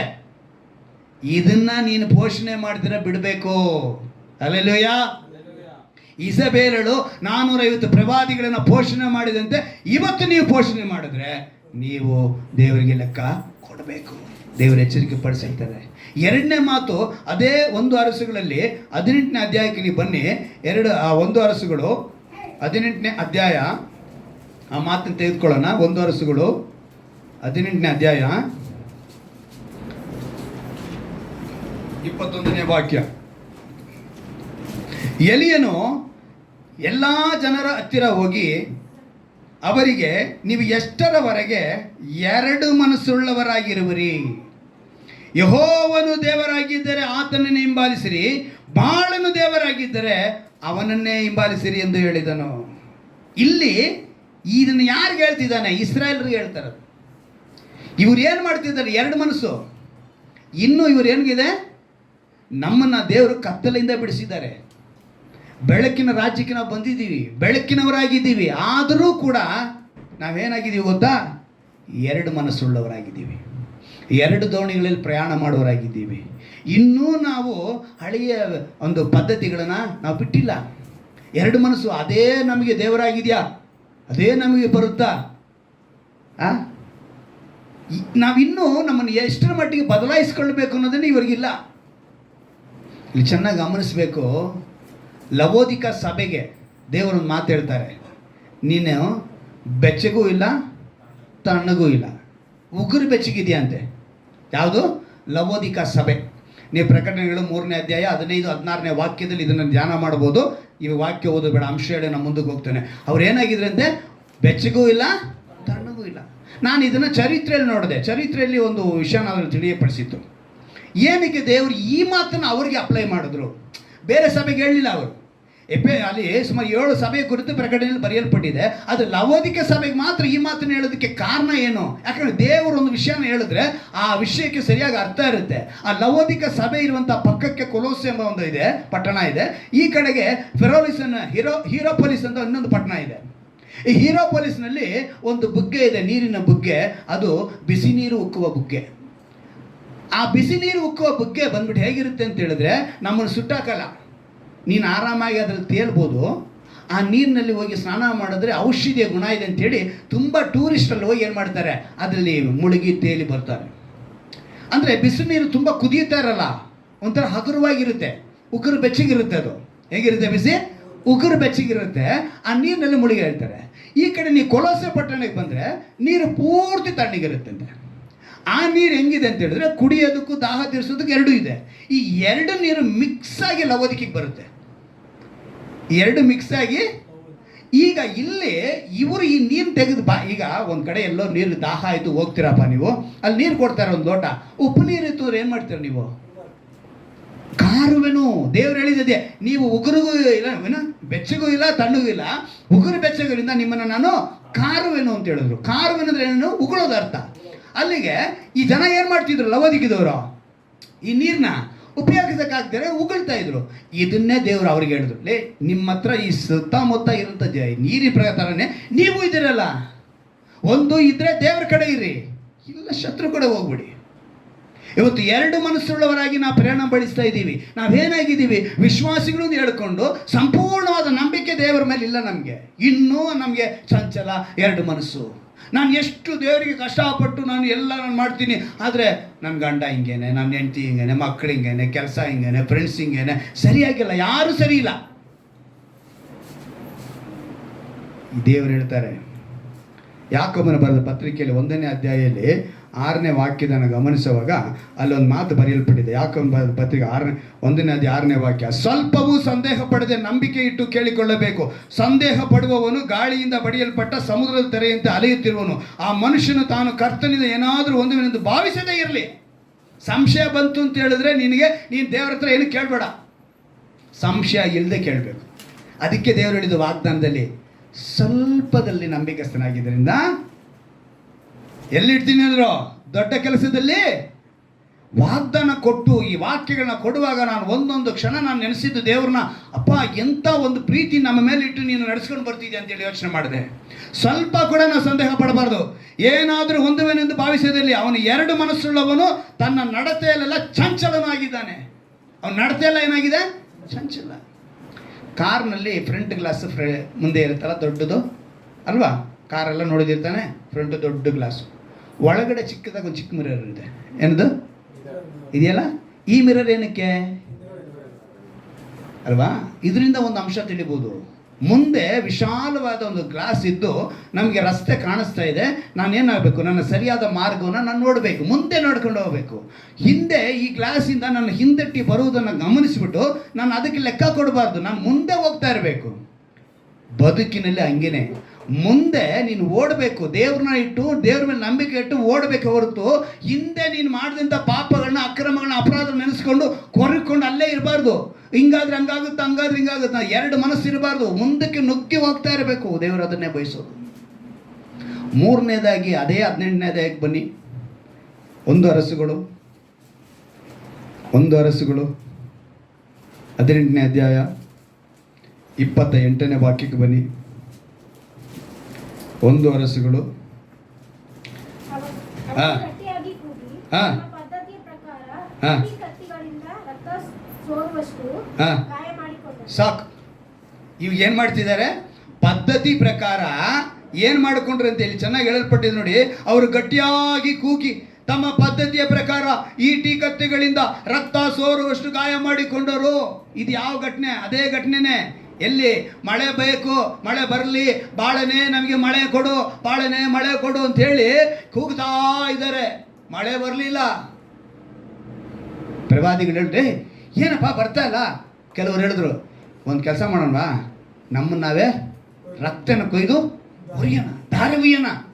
ಕೂಗಿದ್ರು ಸಿಗ್ಲಿಲ್ವಲ್ಲ ಉತ್ತರ, ಇನ್ನೇನು ಮಾಡೋದು? ಸರಿ, ಈಗ ಕುಯ್ಕೊಳ್ಳೋಣ. ಈ ಸಂಪ್ರದಾಯ ಇವತ್ತು ಇನ್ನೂ ಕೆಲವರಲ್ಲಿದೆ. ಮೈನ ಕುಯ್ಕೊಳ್ಳೋದು, ಹೊಡ್ಕೊಳ್ಳೋದು, ಚುಚ್ಕೊಳ್ಳೋದು, ಇಲ್ಲಿ ತಿವ್ಕೊಳ್ಳೋದು, ಅಲ್ಲಿ ತಿವ್ಕೊಳ್ಳೋದು, ಇಲ್ಲಿ ತಿವ್ದು ಅಲ್ಲಿ ತಿವ್ದೋದು, ಇಲ್ಲಿಂದ ಅಲ್ಲಿಗೆ ಎಳ್ಕೊಂಡು ಹೋಗೋದು, ಏನೇನೋ ಮಾಡ್ತಾರೆ. ಇದೆಲ್ಲ ಏನಂತ ಹೇಳಿದ್ರೆ ಬಾಳನ ಪ್ರವಾದಿಗಳಲ್ಲಿದ್ದಂಥ ಗುಣಗಳು, ಸ್ವಭಾವಗಳು ಇವತ್ತು ನಮ್ಮಲ್ಲಿ ಕೂಡ ಅದೇ ಪದ್ಧತಿಗಳು, ಸಂಪ್ರದಾಯಗಳು ಬರ್ತಾನೆ ಇದ್ದಾವೆ. ಯಾವ ರೀತಿ ಬರ್ತಾ ಇದೆ ಇಲ್ಲಿ ಚೆನ್ನಾಗಿ ಹೇಳಿ. ಈ ಅವ್ರು ಏನು ಮಾಡ್ತಿದ್ದೆ, ಕತ್ತಿ ಏನು ಈಟಿ ಕತ್ತಿಗಳಿಂದ ಅಂತ ಬರೆಯಲ್ಪಟ್ಟಿದೆ. ಕತ್ತಿ ಅಂದಿದ ತಕ್ಷಣ ನಾವು ಯೋಚನೆ ಮಾಡಬೇಕು, ಡಾಕ್ಟರ್ ಕೈಯಲ್ಲಿ ಕೂಡ ಕತ್ತಿ ಇದೆ, ಇದೆಯಲ್ವಾ? ಸೊ ಡಾಕ್ಟರ್ ಕತ್ತಿ ಯೂಸ್ ಮಾಡಿದ್ರೆ ಏನಂತ ಹೇಳ್ತೀವಿ ಕನ್ನಡದಲ್ಲಿ? ಹೇಳಿ. ಗುಡ್, ಪರವಾಗಿಲ್ಲ, ಸ್ವಲ್ಪ ಮಂಜುಗೆ. ಶಸ್ತ್ರ ಚಿಕಿತ್ಸೆ. ಅಲ್ಲಿಗೆ ನಾವು ಡಾಕ್ಟ್ರು ಕತ್ತಿ ಯೂಸ್ ಮಾಡಿದ್ರೆ ಅದು ಶಸ್ತ್ರಚಿಕಿತ್ಸೆ, ನೀನು ನಾನು ಕತ್ತಿ ಯೂಸ್ ಮಾಡಿದ್ರೆ ಕೊಲೆ ಅಲ್ವಾ? ಸೊ ವ್ಯತ್ಯಾಸ ತಿಳ್ಕೋಬೇಕು. ಇವತ್ತು ಯಾವ ರೀತಿಯಾಗಿ ಇವರು ಕತ್ತಿಗಳು ಯೂಸ್ ಮಾಡ್ತಿದ್ದಾರೆ? ಕತ್ತಿಯಿಂದ ಹೊಡೆದುಕೊಳ್ಳುವುದು, ಬೆಂಕಿ ತುಳಿಯೋದು, ಮೈ ಚುಚ್ಚಿಸ್ಕೊಳ್ಳುವುದು. ಮೊನ್ನೆ ಒಂದು ಇದರಲ್ಲಿ ನೋಡಿದೆ, ಯಾವ ಮತಗಳನ್ನೂ ನಾನು ಏನು ಹೇಳಕ್ಕೆ ಬರ್ದಿಲ್ಲ, ಆದರೆ ವಿಷಯ ಮಾತು ಹೇಳ್ತೀನಿ. ಬೆಂಕಿನಲ್ಲಿ ಇಬ್ಬರು ಹಿಡ್ಕೊಂಡಿರ್ತಾರೆ, ಅವನಲ್ಲಿ ತುಳಿದು ಮೇಲೆ ಕಚ್ಚೋದು, ತುಳಿದು ಮೇಲೆ ಕಚ್ಚೋದು, ಹಿಂಗೆ ಮಾಡ್ತಾನೆ ಇದ್ರು. 3ನೇ ಸಲ 3 ಬಿದ್ದೋದು. ಒಬ್ಬ ಸತ್ತೇ ಹೋದ, ಇನ್ನಿಬ್ಬರನ್ನ ಎಳೆದು ಹಾಕ್ಕೊಂಡ್ರು. ಬೇಕಾ ಇದು? ದೇವ್ರು ಹಂಗೆ ಹೇಳಿದ್ರ? ಈ ಪದ್ಧತಿ ಆಚಾರ ಏನಕ್ಕೆ ಬಂದೈತೆ? ದಿನಕ್ಕೆ 5 ಸಲ ಸ್ನಾನ ಮಾಡೋರು ನಾನು ನೋಡಿದ್ದೀನಿ. ಮಡಿ, ಪ್ರತಿಯೊಂದು ಪೂಜೆ ಸಮಯದಲ್ಲೂ ಒಂದು ಮಡಿ ಅಂತಾರೆ ಅಲ್ವಾ? ಇನ್ನು ಕೆಲವರು ತಮ್ಮ ಅವರು ಪೂಜೆ ಮಾಡೋದಕ್ಕೆ ಹೋಗುವಾಗ ಕಿವಿಗಳನ್ನ, ಕೈಗಳನ್ನ, ಕಾಲುಗಳನ್ನ ಎಲ್ಲ ತೊಳೆದು, ಉಗ್ರಲ್ಲಿ ಕೂಡ ಏನು ಇರಬಾರ್ದಂತೆ, ಕೊಳೆ, ಅದನ್ನು ತೆಗಿಬೇಕು. ಯಾಕಂದ್ರೆ ಉಗ್ರಲ್ಲಿ ಇರೋ ಕೊಳೆಯಿಂದ ನಾವು ಅಶುದ್ಧರಾಗ್ಬಿಟ್ಟು ದೇವರ ಸನ್ನಿಧಾನಕ್ಕೆ ಹೋಗಲ್ಲ ಅಂತೇಳಿ ಇಷ್ಟೆಲ್ಲ ಆಚಾರಗಳು ಮಾಡ್ತಾರೆ. ಈ ಪದ್ಧತಿಗಳೆಲ್ಲ ಅಂದರೆ ಇವೆಲ್ಲ ತಮ್ಮ ಹೊರಗಿನ ಶುದ್ಧೀಕರಣಕ್ಕೆ ಅವ್ರು ಮಾಡ್ತಾ ಇದ್ದಾರೆ ಅಂತ ಅವ್ರು ಮರೀತಾ ಇದ್ದಾರೆ. ಆದರೆ ದೇವರು ಒಳಗಿನ ಶುದ್ಧತೆಯನ್ನು ಬಯಸ್ತಾ ಇದ್ದಾರೆ. ದೇವರು ಹೇಳ್ತಿದ್ದಾರೆ, ಯಾಕೋಬನ ಪತ್ರಿಕೆ ನಾವು 6:8 ನೋಡಿದ ಪ್ರಕಾರ ನಮ್ಮ ಒಳಗಿನ ಪದ್ಧತಿ, ಒಳಗಿನ ಶುದ್ಧತೆ ಬೇಕು. ನಾವು ಒಳಗಿನ ಶುದ್ಧತೆ ಇಲ್ಲ ಅಂತ ಹೇಳಿದ್ರೆ ಬಾಳನಲ್ಲಿದ್ದಂಥ ಆ ಒಂದು ಗುಣಲಕ್ಷಣ ನಮಗೆ ಬಂದ್ಬಿಡುತ್ತೆ.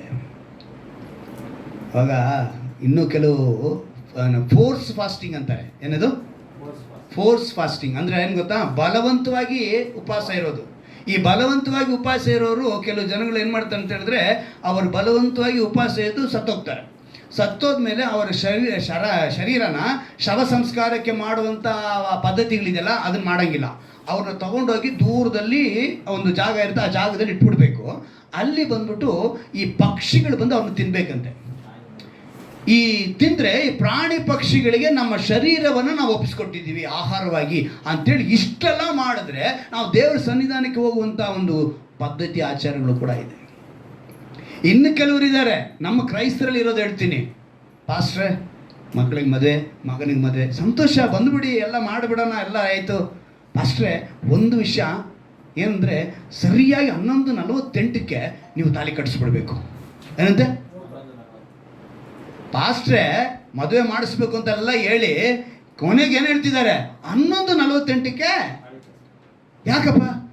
ಟೈಮು ಮೀರೋಗುತ್ತೆ. ಒಳ್ಳೆ ಟೈಮ್ ಇದಾ? ನೀನು ಕ್ರೈಸ್ತನು? ಇನ್ನೂ ಹಳೆ ಪದ್ಧತಿಗಳು, ಇನ್ನೂ ಆಚಾರಗಳು. ಇನ್ನು ಕೆಲವರು ನಮ್ಮ ಕ್ರೈಸ್ತರಲ್ಲೇ ಡಿಫ್ರೆಂಟಾಗಿ ಮಾತನಾಡೋರು ಇದ್ದಾರೆ. ಕೆಲವರು ಬೈಬಲ್ನ ಬದಲಾಯಿಸ್ಕೊತಾರೆ ಮದುವೆ ಟೈಮಲ್ಲಿ. ಇವರೇನು ಹೇಳ್ತಾರೆ ಗೊತ್ತಾ? ಅದೇನ್ರಿ ವ್ಯರ್ಥವಾದ ಸಂಪ್ರದಾಯಗಳು, ತಾಳಿ ಕಟ್ಟೋದು ಅಂತ ಅವ್ರನ್ನ ಹೇಳೋದು. ಈ ತಾಳಿ ಕಟ್ಟೋರು ಏನು ಮಾಡ್ತಾರೆ ಗೊತ್ತಾ? ಈ ಬೈಬಲ್ ಸಂಪ್ರದಾಯ ಮಾಡೋರನ್ನ, ಇವರೇನ್ರಿ ಸತ್ಯದಲ್ಲಿ ಬರೆಯಲ್ಪಟ್ಟಿದ್ಯಾ, ಇವ್ರು ಅವ್ರನ್ನ ಹೇಳೋದು. ಯಾರನ್ನ ಏಳಿಸ್ಕೊಂಡು ದೇವರಿಂದ ದೂರ ಆಗ್ತಿದ್ದಾರೆ. ಅವರವರ ಆಚಾರ, ಅವರವರ ಪದ್ಧತಿ. ನಾವು ಭಾರತೀಯರೆಂಬುದಕ್ಕೆ ಸತ್ಯವೇದದಲ್ಲಿ ಏನು ಹೇಳಲ್ಪಟ್ಟಿದೆ, ನಾವು ಏನು ಮಾಡಬೇಕು ಅಂತ ತಿಳ್ಕೊಂಡು ನಡೆಯೋದ್ರೆ ಅಲ್ಲೇನಿರುತ್ತೆ? ದೇವರ ಆಶೀರ್ವಾದ ನೆಲೆಗೊಂಡಿರುತ್ತೆ. ಇವತ್ತು ದೇವರು ನಮ್ಗೆ ಅರಿತಿ ಬಿಡೋದು. ಕೊನೆಯದಾಗಿ 1 ಕೊರಿಂಥದವರೆಗೆ 8ನೇ ಅಧ್ಯಾಯದಲ್ಲಿ 6ನೇ ವಾಕ್ಯವನ್ನು ಓದಿ ನಾವು ಪ್ರಾರ್ಥನೆ ಒಳಗೋಣ. 1 ಕೊರಿಂಥದವರೆಗೆ 8ನೇ ಅಧ್ಯಾಯ 6ನೇ ವಾಕ್ಯ. ಒಂದು ಅದ್ಭುತ. ಒಬ್ಬನೇ ದೇವರಿದ್ದಾನೆ, ಹಾಂ, ಆತನು ತಂದೆ ಎಂಬಾತನೇ, ಹಾಂ, ಆತನು ಸಮಸ್ತಕ್ಕೂ ಮೂಲ ಕಾರಣನು, ಹಾಂ, ನಾವು ಆತನಿಗಾಗಿ ಉಂಟಾದೆವು, ಹಾಂ, ಮತ್ತು ನಮಗೆ ಒಬ್ಬನೇ ಕರ್ತನು, ಹಾಂ, ಆತನು ಯೇಸು ಕ್ರಿಸ್ತನೇ, ಹಾಂ. ಆತನ ಮುಖಾಂತರ ಸಮಸ್ತವೂ ಉಂಟಾಯಿತು. Amen, hallelujah. ಒಬ್ಬನೇ, ಸಮಸ್ತವೂ ಆತನಿಗಾಗಿ. ಒಬ್ಬನೇ ದೇವರಿದ್ದಾನೆ, ತಂದೆ ಎಂಬ ಆತನು, ಸಮಸ್ತಕ್ಕೆ ಮೂಲ ಕಾರಣನು, ಆತನಿಗಾಗಿ ಉಂಟಾದವು, ನಮಗೊಬ್ಬನೇ ಕರ್ತ, ಆತನೇ ಯೇಸು ಕ್ರಿಸ್ತನು, ಆತನ ಮುಖಾಂತರ ಸಮಸ್ತವೂ ಉಂಟಾಯಿತು. ಇದನ್ನು ತಿಳಿಬೇಕು ನಾವು.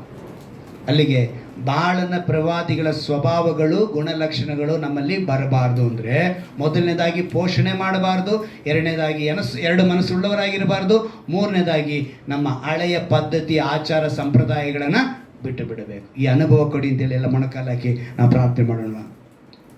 ಎಲ್ಲರೂ ಮೊಣಕಾಲಾಕಿ ಪ್ರಾರ್ಥನೆ ಮಾಡೋಣ. ದೇವರೊಂದು ಅದ್ಭುತವಾದ ಸಂದೇಶವನ್ನು ನಮಗೆ ಕೊಟ್ಟು ನಮ್ಮೆಲ್ಲರನ್ನು ಬಲಪಡಿಸುವರಾಗಿದ್ದಾರೆ. ನಿಮ್ಮನ್ನು ನೀವೇ ಶೋಧಿಸಿ ನಡೆಸಿಕೊಂಡವರಾಗಿ ಈ ದಿವಸದಲ್ಲಿ ನಾವೇನಾರು ಕಡಿಮೆ ಆಗಿದ್ದರೆ ದೇವರೇ ನಮ್ಮನ್ನು ಒಪ್ಪಿಸಿಕೊಡೋಣವಾ. ಎಲೆಯನ ಬಾಳನ ಪ್ರವಾದಿಗಳನ್ನು ಕೊಲ್ಲಿಸಿದಂತೆ ಇಂದು ನಾವು ಸಹ ಬಾಳನ ಪ್ರವಾದಿಗಳಲ್ಲಿ ಇದ್ದಂಥ ಸ್ವಭಾವಗಳನ್ನು, ಲಕ್ಷಣಗಳನ್ನು ಕೊಲ್ಲೋಣವಾ. ಸ್ವಭಾವ ಲಕ್ಷಣಗಳನ್ನು ಪೋಷಣೆ ಮಾಡಬಾರ್ದು, ಎರಡು ಮನಸ್ಸುಳ್ಳವರಾಗಿರಬಾರ್ದು, ಪದ್ಧತಿ, ಆಚಾರ, ಸಂಪ್ರದಾಯಗಳನ್ನು ನಾವು ಬಿಟ್ಟು ಬಿಡಬೇಕು. ಈ ವಾಕ್ಯವನ್ನು ಅರಿತಂಥ ನಾವು ಒಳ್ಳೆ ಆಳಾಗಿ, ನಂಬಿಗಸ್ತರಾಗಿ, ಸೌಭಾಗ್ಯದಲ್ಲಿ ಸೇರುವಂತೆ ನಮ್ಮನ್ನು ಒಪ್ಪಿಸಿಕೊಡೋಣವ. ಎರಡು ಮನಸ್ಸುಳ್ಳರಾಗಿರದೆ ನಮಗೆ ಕರ್ತನು ಒಬ್ಬನೇ, ನಮಗಾದರೂ ಒಬ್ಬನೇ ದೇವರಿದ್ದಾನೆ, ಆತನು ತಂದೆ ಎಂಬಾತನೇ, ಆತನು ಸಮಸ್ತಕ್ಕೂ ಮೂಲ ಕಾರಣನು, ನಾವು ಆತನಿಗಾಗಿ ಉಂಟಾದೆವು, ಮತ್ತು ನಮಗೆ ಒಬ್ಬನೇ ಕರ್ತ, ಆತನು ಯೇಸು ಕ್ರಿಸ್ತನೇ, ಆತನ ಮುಖಾಂತರ ಸಮಸ್ತವೂ ಉಂಟಾಯಿತು. ನಾವು ಆತನ ಮುಖಾಂತರ ಉಂಟಾದೆವೆಂಬ ಜ್ಞಾನವುಳ್ಳವರಾಗಿ ಬಾಳನ ಪ್ರವಾದಿಗಳಲ್ಲಿದ್ದಂಥ ಎಲ್ಲ ಸ್ವಭಾವಗಳನ್ನ, ಲಕ್ಷಣಗಳನ್ನ, ಆಹಾಬನಲ್ಲಿದ್ದಂಥ, ಈಸಬೇಲಲ್ಲಿದ್ದಂಥ ಎಲ್ಲ ಗುಣ ಲಕ್ಷಣಗಳನ್ನು ನಾವು ಬಿಟ್ಟು ನಮಗಿರುವಂಥ ಒಬ್ಬ ತಂದೆ ಆತನನ್ನ ಯಥಾರ್ಥವುಳ್ಳವರಾಗಿ, ನೀತಿವಂತರಾಗಿ ನಾವು ಆರಾಧಿಸಬೇಕು. ದೇವರು ನಮ್ಮನ್ನು ಬಯಸಿ, ನಮ್ಮ ಬಳಿ ಬಯಸಿರುವಂತ ಆ ಯಥಾರ್ಥತೆ, ಸತ್ಯದ ಆರಾಧನೆ ನಮ್ಮಲ್ಲಿರಬೇಕು. ಯೆಶಯ್ಯ ಈ ಅನುಭವದೊಳಗೆ ನಮ್ಮನ್ನು ನಡೆಸು ಅಂತೇಳಿ ಯಾರ್ಯಾರು ಒಪ್ಪಿಸಿಕೊಡುತ್ತಿದ್ದರೋ ಈ ವಾಕ್ಯವನ್ನು ಕೇಳುವಂಥವರು ಕರ್ತನೆ, ಅವಿಧೇಯತೆಗೆ ನಾವು ಯೆಶಯ್ಯ ಸ್ಥಳ ಕೊಡದೆ, ಹುಚ್ಚು ಮಾತುಗಳಿಗೆ, ಹರಟೆ ಮಾತುಗಳಿಗೆ, ಕುಚೋದ್ಯ ಮಾತುಗಳಿಗೆ ಸ್ಥಳ ಕೊಡದಂತೆ ದೇವರೇ, ಉಗುರು ಬೆಚ್ಚಗೂ ಇಲ್ಲ, ತಣ್ಣಗೂ ಇಲ್ಲ. ಯೆಶಯ್ಯ ಕಾರುವೆನು ಅಂತ ಹೇಳಿದ್ಯಪ್ಪ. ಬೆಚ್ಚಗೂ ಇಲ್ಲದೆ, ತಣ್ಣಗೂ ಇಲ್ಲದೆ, ಉಗುರು ಬೆಚ್ಚಗಾಗಿರುವಂತ ನಮ್ಮನ್ನ ಇನ್ನು ಕಾರುವೆನು ಅಂತ ಹೇಳ್ತಿದ್ಯಪ್ಪ. ನಾವು ನಿನ್ನ ಮೇಲೆ ಮಾತ್ರ ವಿಶ್ವಾಸ ಬಿಟ್ಟವರಾಗಿ, ನಮ್ಮ ಹಳೆಯ ಪದ್ಧತಿಗಳನ್ನು, ಆಚಾರನ ಬಿಟ್ಟು ನಿನ್ನ ನಾಮನ ಮಹಿಪಡಿಸೋದಕ್ಕೆ ಕೃಪೆ ಮಾಡು ಅಂತ ಹೇಳಿ ಒಪ್ಪಿಸಿಕೊಡುವಂತ ಪ್ರತಿಯೊಬ್ಬರಿಗೂ ಒಂದು ವಿಶೇಷವಾದ ಬಲವನ್ನು ಅನುಗ್ರಹಿಸು ರಾಜ. ಈ ವಾಕ್ಯದ ಬಲ, ಈ ವಾಗ್ದಾನದ ಬಲ, ಬಲೆ ನಂಬಿಗಸ್ತನಾದ ಒಳ್ಳೆ ಆಳು ನೀನು, ಸ್ವಲ್ಪದಲ್ಲಿ ನಂಬಿಗಸ್ತನಾಗಿದ್ದರಿಂದ ದೊಡ್ಡ ಕೆಲಸದಲ್ಲಿ ಇಡುತ್ತೇನೆ, ನೀನು ದಣಿಯ ಸೌಭಾಗ್ಯದಲ್ಲಿ ಸೇರು ಎಂಬ ವಾಗ್ದಾನವನ್ನ ನೆರವೇರಿಸು, ಆಶೀರ್ವಸು. ಬಲಪಡಿಸು. ವಾಕ್ಯವನ್ನು ಕೇಳುವಂತ ಪ್ರತಿಯೊಬ್ಬರನ್ನು ಈ ತಿಂಗಳು ಪೂರ್ತಿಯಾಗಿ ಒಂದು ಒಳ್ಳೆ ಒಳ್ಳೆ ಅಂಶಗಳಿಂದ ನಮ್ಮನ್ನು ಬಲಪಡಿಸಿಕೊಂಡಿದ್ದಕ್ಕಾಗಿ ಸ್ತೋತ್ರ. ಮತ್ತೆ ಒಂದು ಹೊಸ ತಿಂಗಳನ್ನು ಕಾಣುವಾಗ ಒಂದು ಹೊಸ ವಾಗ್ದಾನದೊಂದಿಗೆ ನಮ್ಮನ್ನು ಪ್ರವೇಶ ಮಾಡುವಂತೆ ಕೃಪೆ ಮಾಡು. ಅಲ್ಲಿಯವರೆಗೂ ಕರ್ತನೆ, ಆ ಕ್ಷಣದವರೆಗೂ ಈ ವಾಗ್ದಾನದ ವಾಕ್ಯ ಆಶೀರ್ವಾದ ನಮ್ಮನ್ನು ನಡೆಸಿಕೊಂಡು ಬರಲಿ. ಪ್ರತಿಯೊಬ್ಬರು ವಾಕ್ಯವನ್ನು ಕೇಳುವಂತ ಪ್ರತಿಯೊಬ್ಬರ ಕೈಯಿನ ಪ್ರಯಾಸಗಳನ್ನು ಆಶೀರ್ವದಿಸಿಕೊಡು. ಅವರ ಕೊರತೆಗಳನ್ನ ತೆಗೆದುಹಾಕು, ಕಣ್ಣೀರನ್ನು ಒರೆಸು. ಅನೇಕರು ಬಲಹೀನತೆಯಲ್ಲಿ ಇದ್ದಾರಪ್ಪ.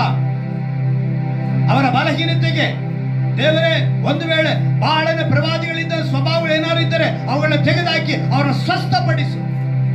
ಅಂದು ಎಲಿಯನ್ನು ಪ್ರಾರ್ಥನೆ ಮಾಡಿದ ಕೂಡಲೇ ದೇವರೇ, ಆಕಾಶದಿಂದ ನಿನ್ನ ಅಗ್ನಿಯನ್ನು ಕಳಿಸಿ ಯಜ್ಞ ವೇದಿಯನ್ನು ನೀನು ಯಾವ ರೀತಿಯಾಗಿ ಸುಟ್ಟು ನಿಜವಾದ ದೇವರು ನೀನೊಬ್ಬನೇ ಎಂಬುದನ್ನು ತಿಳಿಯಪಡಿಸಿದೆಯೋ ಆ ರೀತಿ ತಿಳಿಯಪಡಿಸು. ಪ್ರತಿಯೊಬ್ಬರಿಗೂ ಸ್ವಸ್ಥತೆ, ಯಾರು ಸ್ವಸ್ಥತೆಯನ್ನು ಬಯಸುತ್ತಿದ್ದಾರೋ ಆ ಬಲಹೀನತೆಯನ್ನು ಬಿಡಿಸು, ಆಶೀರ್ವಾದಗಳಿಂದ ತುಂಬಿಸು. ಯಾವ ಸಮಯದಲ್ಲಿ ಕೇಳಿದರು, ಯಾವ ಗಳಿಗೆಯಲ್ಲಿ ಕೇಳಿದರು, ಈ ವಾಕ್ಯದ ಆಶೀರ್ವಾದ ಯೇಸು ಕ್ರಿಸ್ತನ ನಾಮದಲ್ಲಿ ಒಂದು ಸ್ವಸ್ಥತೆ, ಬಿಡುಗಡೆ, ರಕ್ಷಣೆ ಉಂಟಾಗಲಿ ನಾವು ಪ್ರಾರ್ಥಿಸ್ತೇವೆ. ವಾಕ್ಯದಿಂದ ಬಲಗೊಳ್ಳುವಂತೆ ಕೃಪೆ ಮಾಡಿಕೊಡು. ನಮ್ಮ ರಕ್ಷಕನು ವಿಮೋಚಕನೂ ಆಗಿರುವ ಯೇಸು ಕ್ರಿಸ್ತನ ನಾಮದಲ್ಲಿ ಪ್ರಾರ್ಥಿಸಿ ಬೇಡುವಂದ್ರೆ ನನ್ನ ಜೀವ ತಂದೆಯೇ.